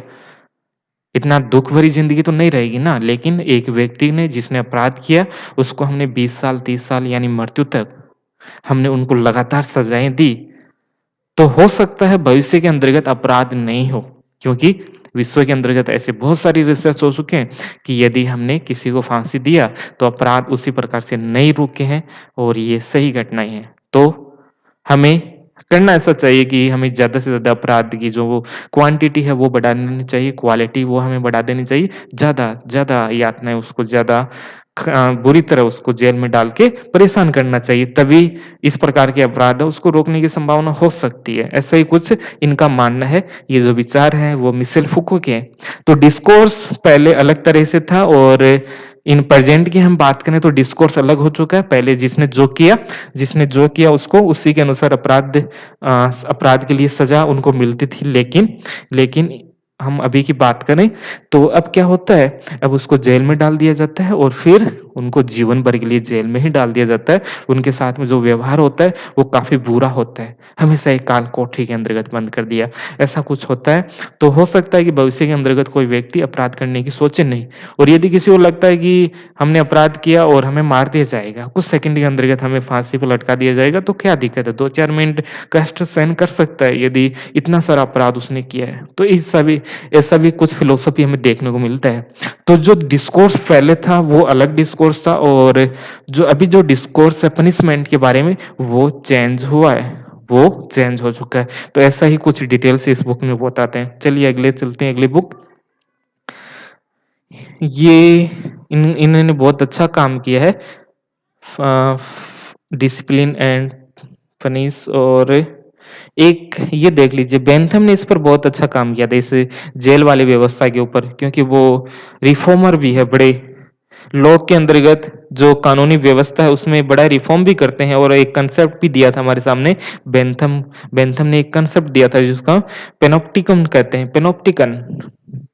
एक ऐसी वो व्यवस्था करते हैं, एक ऐसी जेल होनी चाहिए जिसमें वहां पर एक बड़ा सा, जैसे ये एक जेल है और यहाँ पर हमने ऊपर एक व्यक्ति को बिठा दिया है जो नजर रखेगा सबके ऊपर, और ये बड़ा हो जाएगा, छोड़ दीजिए इसको। तो बेंथम ने ऐसा कुछ पेनोप्टिकन जैसा कंसेप्ट दिया था, फिर कभी हम बात कर लेंगे इसके ऊपर। ओके।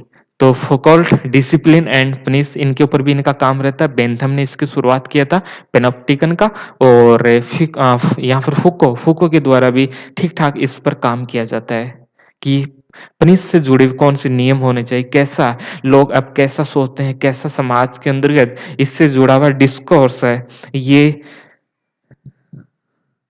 इस पर इन्होंने काम किया। चलिए अगला देखते हैं, द बर्थ ऑफ क्लिनिक।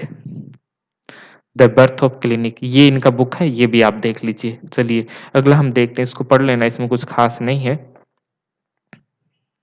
तो मेन कंसेप्ट पर अब हम आते हैं, एक और देख लीजिए, द हिस्ट्री ऑफ सेक्सुअलिटी।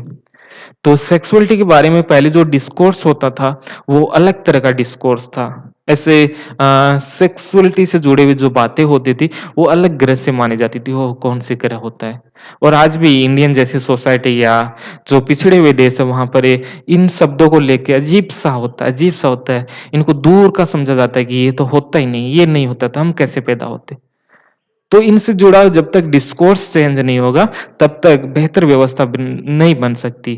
जो प्रॉब्लम इन सब के कारण क्रिएट होती है वो नहीं बन सकता जब तक इनसे जुड़ा हुआ डिस्कोर्स लगातार नहीं होगा। तो पहले पहले कुछ अलग डिस्कोर्स इनके बारे में था, इनके बारे में सोचना समझना, ओ हो नहीं नहीं नहीं नहीं। लेकिन यूरोपीय और अमेरिकन समाज के बारे में, अमेरिकन और यूरोपीय समाज के बारे में इसमें बातचीत होने लगी। ओके, और भारत जैसे में तो अभी नहीं होती, अभी तो काफ़ी बैकवर्ड है। इनके बारे में यदि किसी ने बात कर लिया तो ऐसा लगता है कि किसी ने पाप कर लिया हो।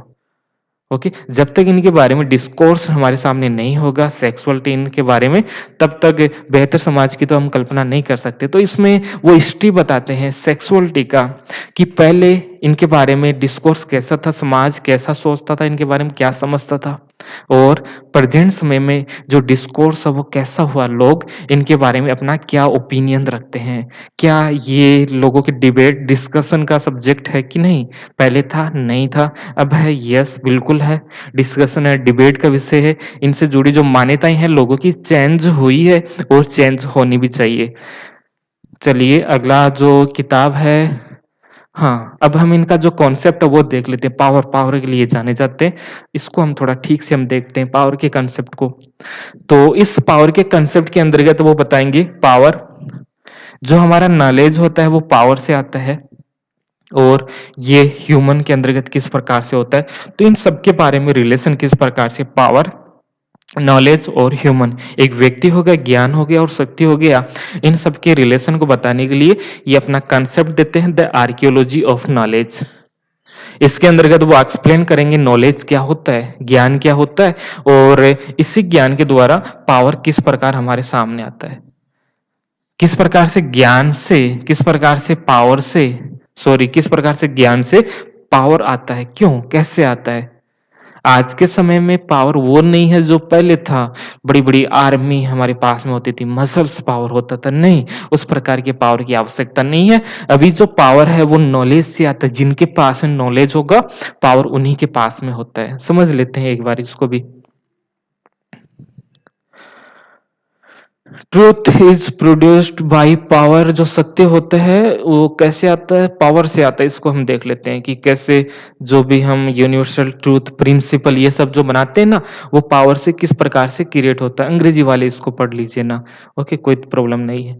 इसको हम हिंदी में एक्सप्लेन करते हैं। ओके, तो पहला पॉइंट यहाँ पर लिखा है कि पावर एंड नॉलेज एक दूसरे के साथ में जुड़े हुए हैं। जिसके पास में नॉलेज है उसी के पास में पावर होगा। Knowledge is equal to power. जिसके पास में नॉलेज होगा उसी के पास में पावर आएगा। ये बात यहाँ पर की जा रही है। ये ऐसा कैसे? जिसके पास में जिसके जिसके पास में नॉलेज है उसी के पास में पावर है। ये कैसे? तो एक एग्जाम्पल है। कोई डॉक्टर है और डॉक्टर किसी प्रोडक्ट को सेल करना चाहता है।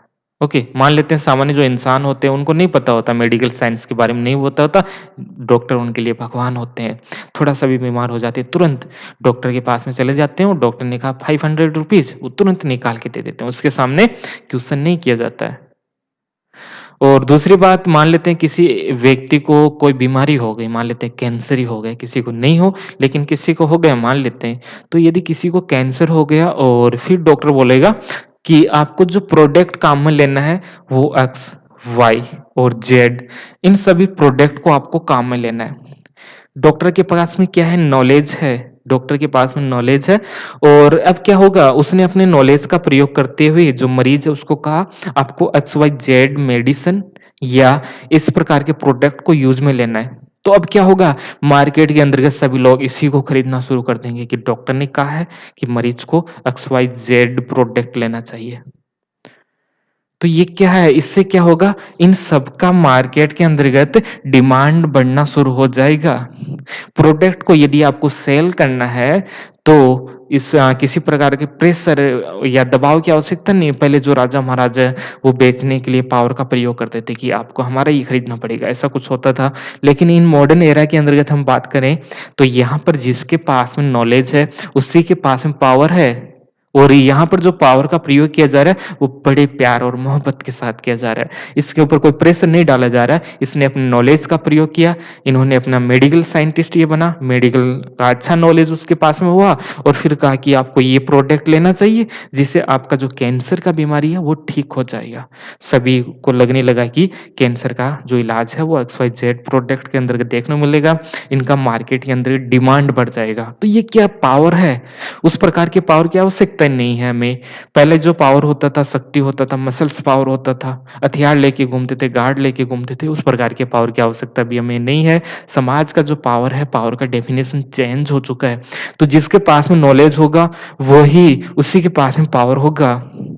समाज कैसे चलेगा? समाज कौन सी वस्तुओं को खरीदेगा? समाज कौन-सी वस्तुओं को डिसाइड करेगा? लोगों की जो सोचने समझने की क्षमता है वो चेंज कर रहा है कौन? नॉलेज, ये डॉक्टर। और पावर के अंतर्गत क्या होता था? पावर के अंतर्गत भी हम अपनी बात मनवाते थे।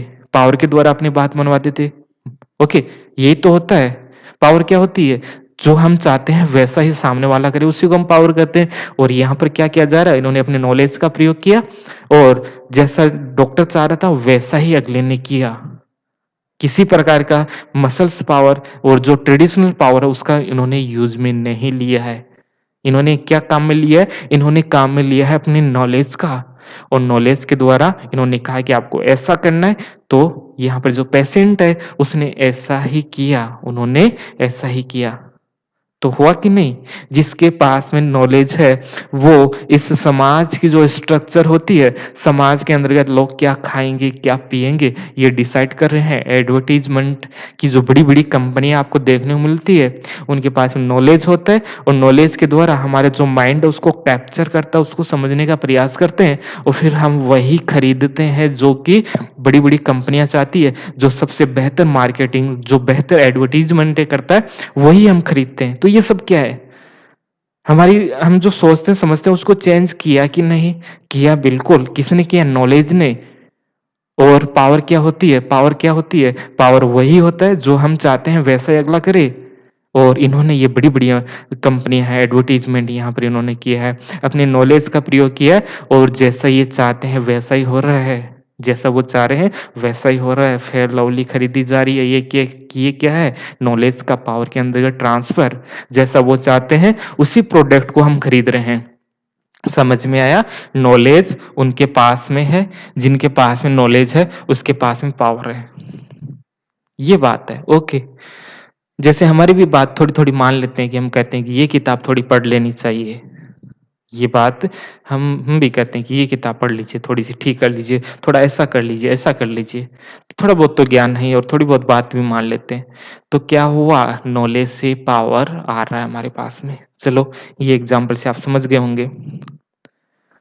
तो जिनके पास में ज्ञान है, उनके पास में पावर होता है। जिनके पास में नॉलेज है, उसी के पास में पावर भी होता है। जब हम कोई डिसीज़न अपनी स्वतंत्र इच्छा से लेते हैं, तो उसमें हम ये मानते हैं कि ये सब कुछ अपनी इच्छा से हो रहा है, परंतु ये हम इल्यूज़न है। सभी फेयर लवली लगाते हो, तो क्या सोचते हो हम अपनी इच्छा से कर रहे हैं, लेकिन आप अपनी इच्छा से नहीं कर रहे हो, आपसे करवाया जा रहा है। आपसे करवाया जा रहा है इस मार्केट के द्वारा। मार्केट ने अपने नॉलेज का प्रयोग किया और नॉलेज से पावर हमारे पास में आया और जैसा वो चाहते हैं वैसा ही कर रहे हैं। हम क्या सोचते हैं? हम क्या सोचते हैं कि हम जो कर रहे हैं, जिस प्रोडक्ट को हम यूज़ में ले रहे हैं, जिस वैल्यू को हम स्वीकार कर रहे हैं कि इससे मानव जीवन अच्छा होता है, हमारे पास में ये होना चाहिए, ये होना चाहिए, ये होना चाहिए। नहीं, कुछ नहीं हो रहा है। हमें बेवकूफ़ बनाया जा रहा है।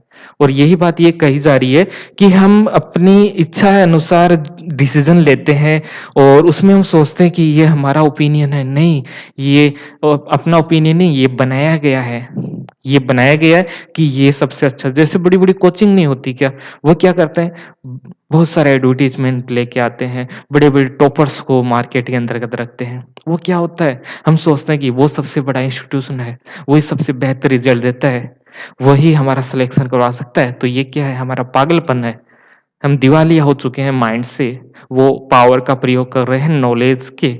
नॉलेज वो लेके आ रहे हैं, नॉलेज से पावर आ रहा है और हम चाह रहे हमें पता चल गया है कि ये सबसे अच्छा है, लेकिन वास्तव में वो सबसे अच्छा नहीं होता है। हम सोचते हैं कि हम उस कोचिंग के अंतर्गत जा रहे हैं, हम अपनी इच्छा से जा रहे हैं। नहीं, आप अपनी इच्छा से नहीं जा रहे हो। उन्होंने बेहतर एडवर्टाइज़मेंट का प्रयोग किया। यहाँ पर जो ऑफ़िस होती है, किसी को बिठा के रखते हैं, ये सब क्या है?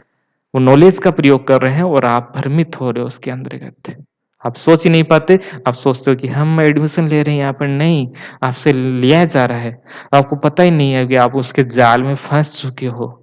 यही बात यहाँ पर मिशेल फुको कर रहे हैं कि जब भी हम कोई डिसीज़न अपनी स्वतंत्रता से लेते हैं कि ये मेरा ऑटोनोमस डिसीज़न है, मैं खुद से ये ले रहा हूँ, लेकिन नहीं, ऐसा नहीं होता। जो भी आप काम करते हो, जो भी सोचते हो, खाते हो, पीते हो, रहते हो, जिसके साथ में जो भी करते हो, वो सब आपका डिसीज़न नहीं है। इस सोसाइटी का इस स्ट्रक्चर को ऐसा ही बनाया गया है, जिसके पास में नॉलेज है, उसने इस स्ट्रक्चर को ऐसा ही बनाया। आप पतंजलि को खरीद रहे हो, उसके साथ में तड़का लगा दिया गया है हिंदू धर्म का, नेशनलिज्म का, स्वदेशी का तड़का लगा दिया। आप सोचते हो पतंजलि लेंगे, पतंजलि, अरे कहाँ का पतंजलि लोगे? आपका माइंड तो पहले ही वॉश कर दिया गया है। योगा का प्रयोग करेंगे वो, ओके? इसके साथ में धर्म लेके आएँगे, हमारा ही सबसे अच्छा है, हम लेके आएँगे, हिंदू धर्म के साथ में जुड़ा हुआ है, स्वदेशी है, प्राचीन मान्यताओं के साथ में जुड़ा हुआ है। ये क्या है? नॉलेज का प्रयोग कर रहे हैं ये सब और इस नॉलेज का प्रयोग करते हुए पूरे स्ट्रक्चर को इन्होंने चेंज कर दिया है। तो ये बात कर रहे हैं जब भी हम कोई डिसीज़न अपनी स्वतंत्र इच्छा से लेते हैं, तो उसमें ये मानते हैं कि हम सब कुछ अपनी इच्छा से कर रहे हैं, लेकिन कुछ भी हम अपनी इच्छा से नहीं कर रहे हैं। चलिए ये पॉइंट हो गया। हमारे द्वारा किए जाने वाली सभी एक्टिविटी एक स्ट्रक्चर के द्वारा डिसाइड होती है, डिटरमाइन होता है एक स्ट्रक्चर के द्वारा और इसी की स्ट्रक्चर के द्वारा हम अपनी सभी प्रकार की एक्टिविटी करते हैं और ये स्ट्रक्चर विशेष प्रकार की एक पावर को जनरेट करता है, विशेष प्रकार की। हम उसमें फँस जाते हैं, हम वही करते हैं जैसा स्ट्रक्चर है। जैसे मैंने पतंजलि के बारे में बताया, पतंजलि ने अपना एक प्रकार का स्ट्रक्चर क्रिएट किया भारत में पूरे में कि हमारा खरीदोगे, साथ में प्रोडक्ट को आपको बेहतर मिलेगा, साथ में देश के अंतर्गत पैसा आएगा, कुछ नहीं आएगा। कुछ नहीं होगा, सब कुछ क्या हुआ मार्केटिंग बेहतर और स्वदेशी का तड़का लगाया गया, धर्म का तड़का लगा दिया और आपको पागल बना दिया।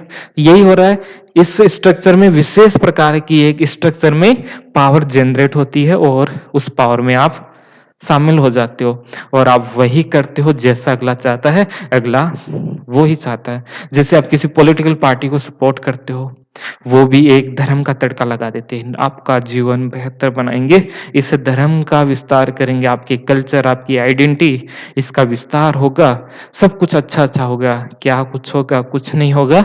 आपको पागल एक बार फिर से बनाया जा रहा है। वो तो आपका जीवन और पूरा जीवन इसी पागलपन के अंतर्गत चला जाता है और आप सोचते हो नहीं, नहीं। शहरों के अंतर्गत रहने वाले लोग सोचते हैं, अरे वाह! होता क्या? कुछ नहीं होता है।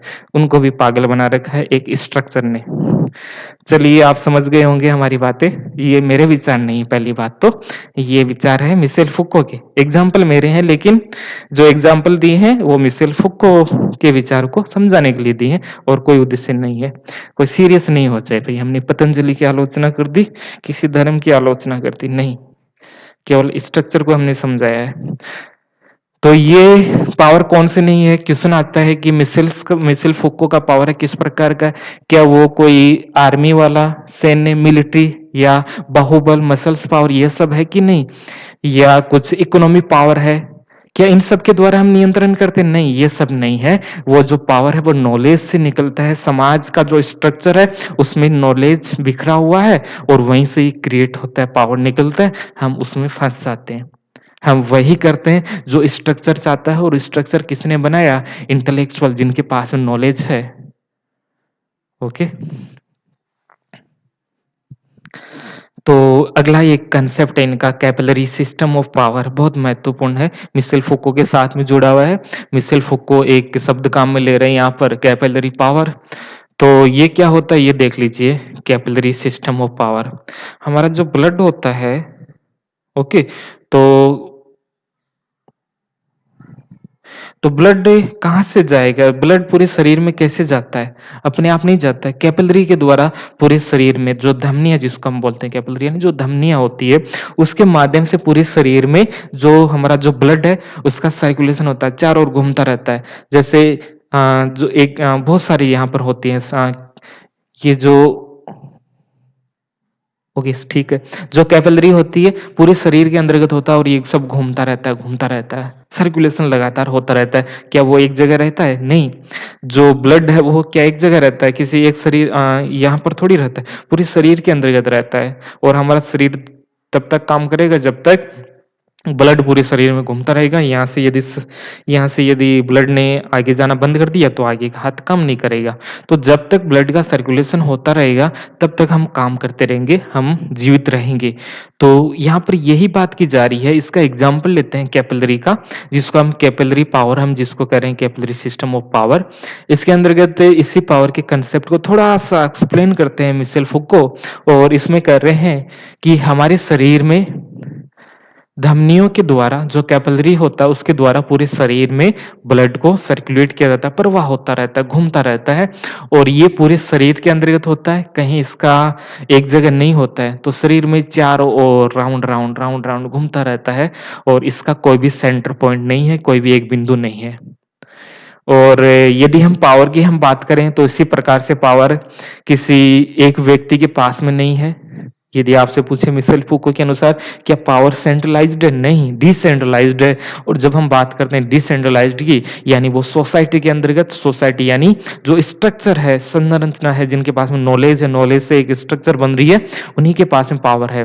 तो यही बात की जा रही है इस कैपिलरी के एग्जाम्पल के माध्यम से कि पावर किसी एक राज्य के अंतर्गत, किसी इंस्टीट्यूट के अंतर्गत नहीं है, किसी देश के पास में नहीं है। ये पावर हमारी चारों ओर से आ रही है। मिशेल फुको क्या कह रहे हैं? ये जो पावर है हमारी चारों ओर से आ रही है। इसका कोई एक सोर्स नहीं है। ये पावर हमारे जीवन में होने वाली सभी एक्टिविटी को डिसाइड करता है। क्या करता है? एक्टिविटी को डिसाइड करता है। हम अपने जीवन के अंतर्गत जो कुछ भी करते हैं ये सब कुछ डिसाइड हो रहा है यहीं से सब कुछ डिसाइड हो रहा है। तो ये बातें हो गई है इस बारे में।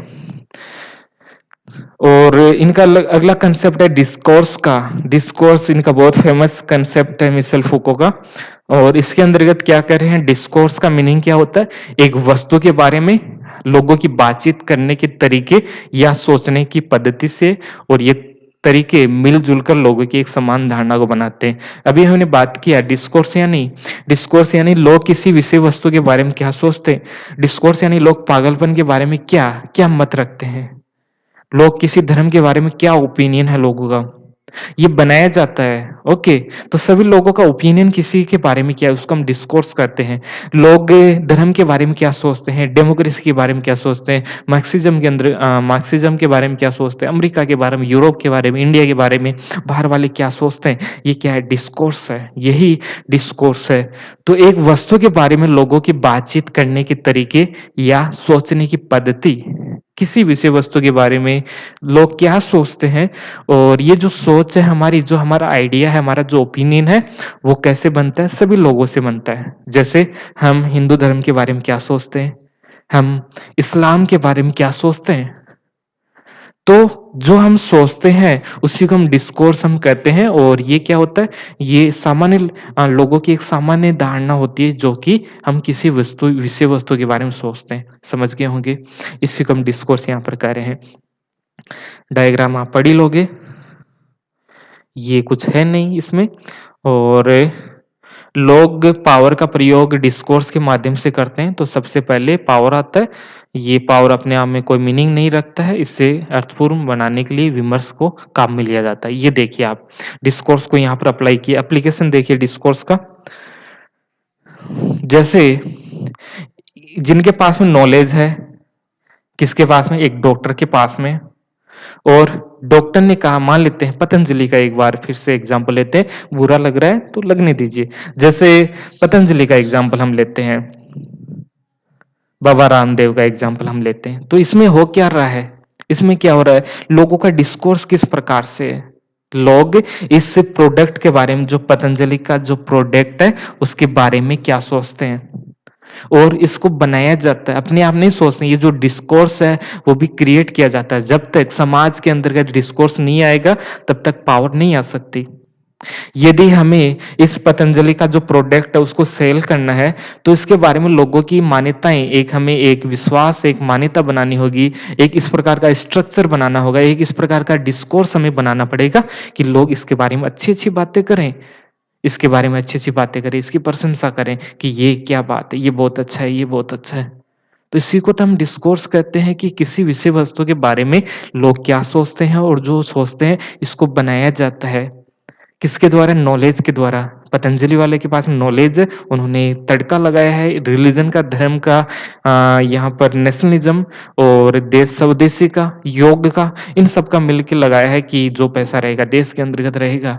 इन सब से क्या हुआ, एक डिस्कोर्स का निर्माण हुआ, देश के अंतर्गत रहने वाले लोग सोचने लगे कि ये सही कर रहा है, ये सही कर रहा है। लोग उसके बारे में डिस्कोर्स हो गया कि ये जो कह रहा है वो सही कह रहा है और उनका प्रोडक्ट यदि हम लेंगे तो देश का विकास होगा, देश का विकास होगा। इस प्रकार से एक डिस्कोर्स को क्रिएट किया गया है, डिस्कोर्स को बनाया गया है। और जब एक डिस्कोर्स का निर्माण हो गया तो अपने आप पावर का निर्माण हो गया।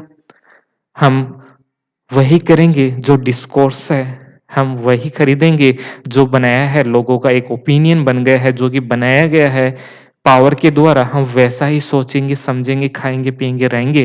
कैसा है? कैसे करेंगे? जैसा डिस्कोर्स हो रहा है। डिस्कोर्स कहाँ से क्या है? नॉलेज के द्वारा।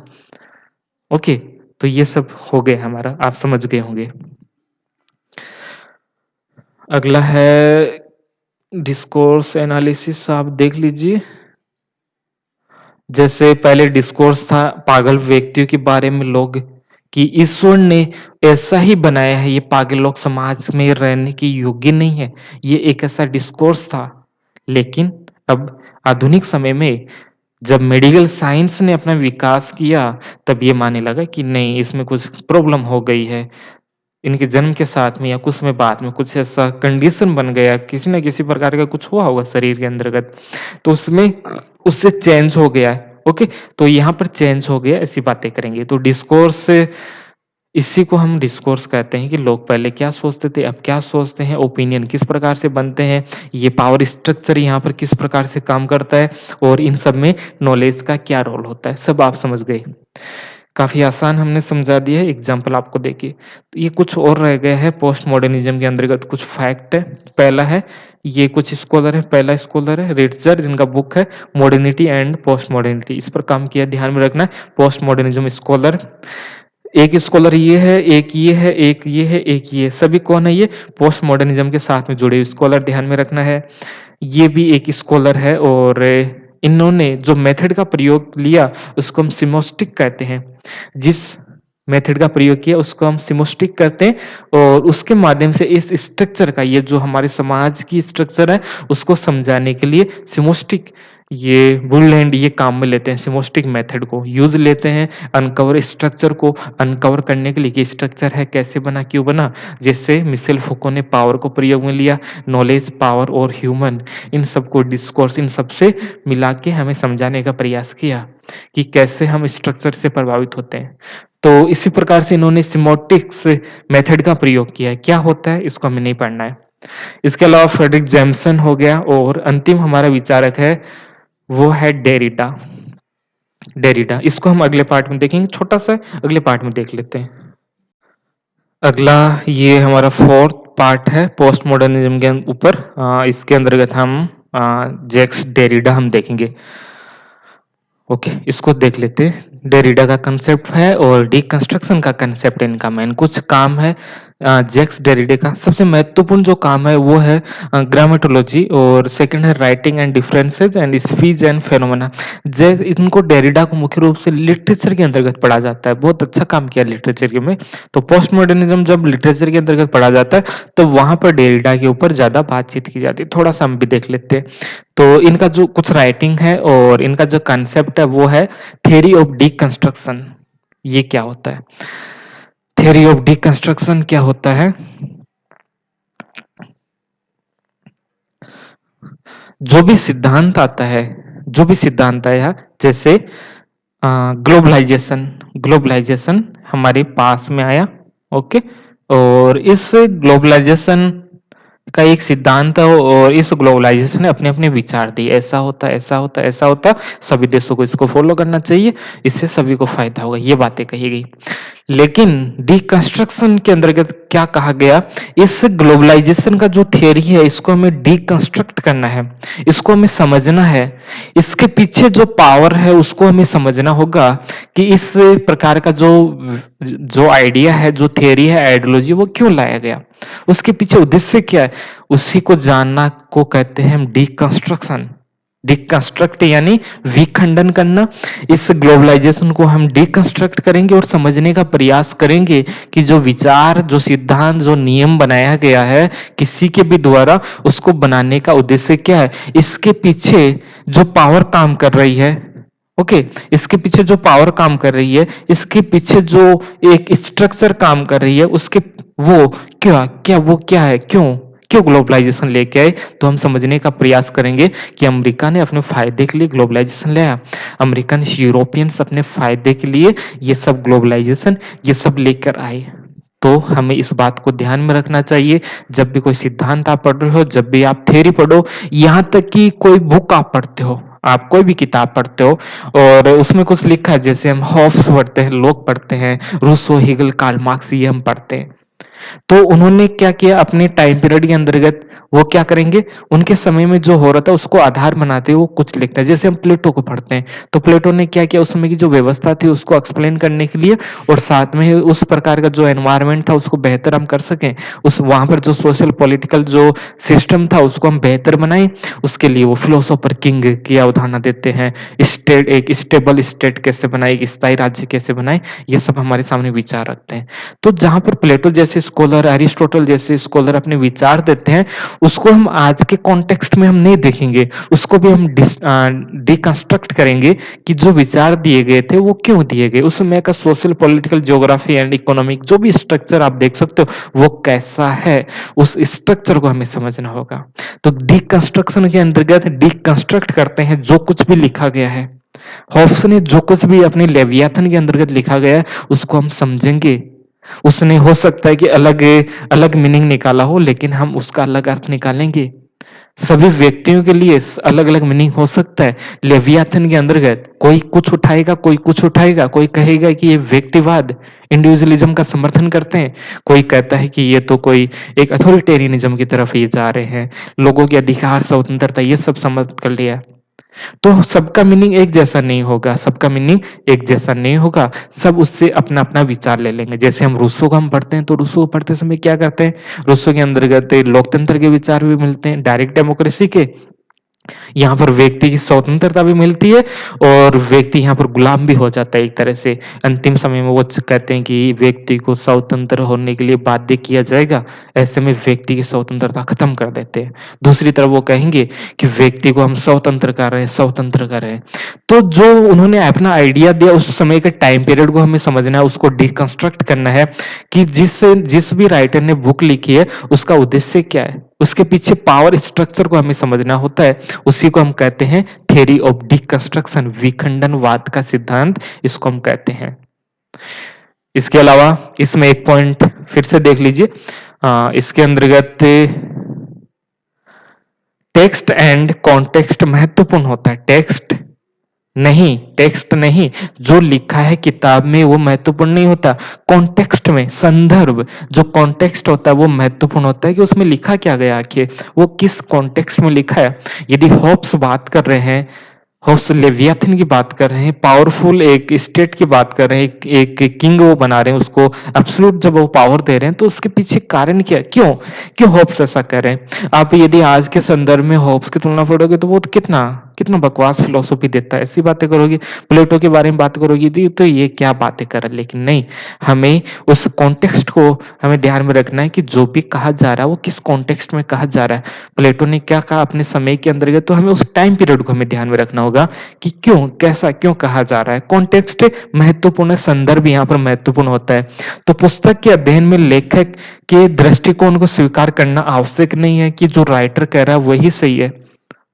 तो हुआ क्या, ये जिस हम डेरिडो की बात कर रहे हैं, इनका जो बुक कोई पढ़ ही नहीं सकता, इतना टफ लैंग्वेज है, इतनी इतनी भाषा का वो प्रयोग करते हैं, कोई ग्रामर रूल कुछ नहीं, उन्होंने अपने मन में जो जो लिख दिया, कोई भाषा कोई सिस्टम नहीं, ओके ऐसा ही कुछ भी लिख दिया उन्होंने बुक में। ये क्या कहते हैं कि किसी की आवश्यकता नहीं है, जिसको जो समझना होगा समझ लेगा, मैंने तो अपने विचार दे दिए, मैंने अपने विचार दे दिए। तो पोस्ट मॉडर्निज्म के अंदर जो राइटिंग होता है उसमें इन सब पर ध्यान नहीं दिया जाता है, जो मन में आता है वो लिख देता है, वो लिख देता है किताब में, ये हो गया।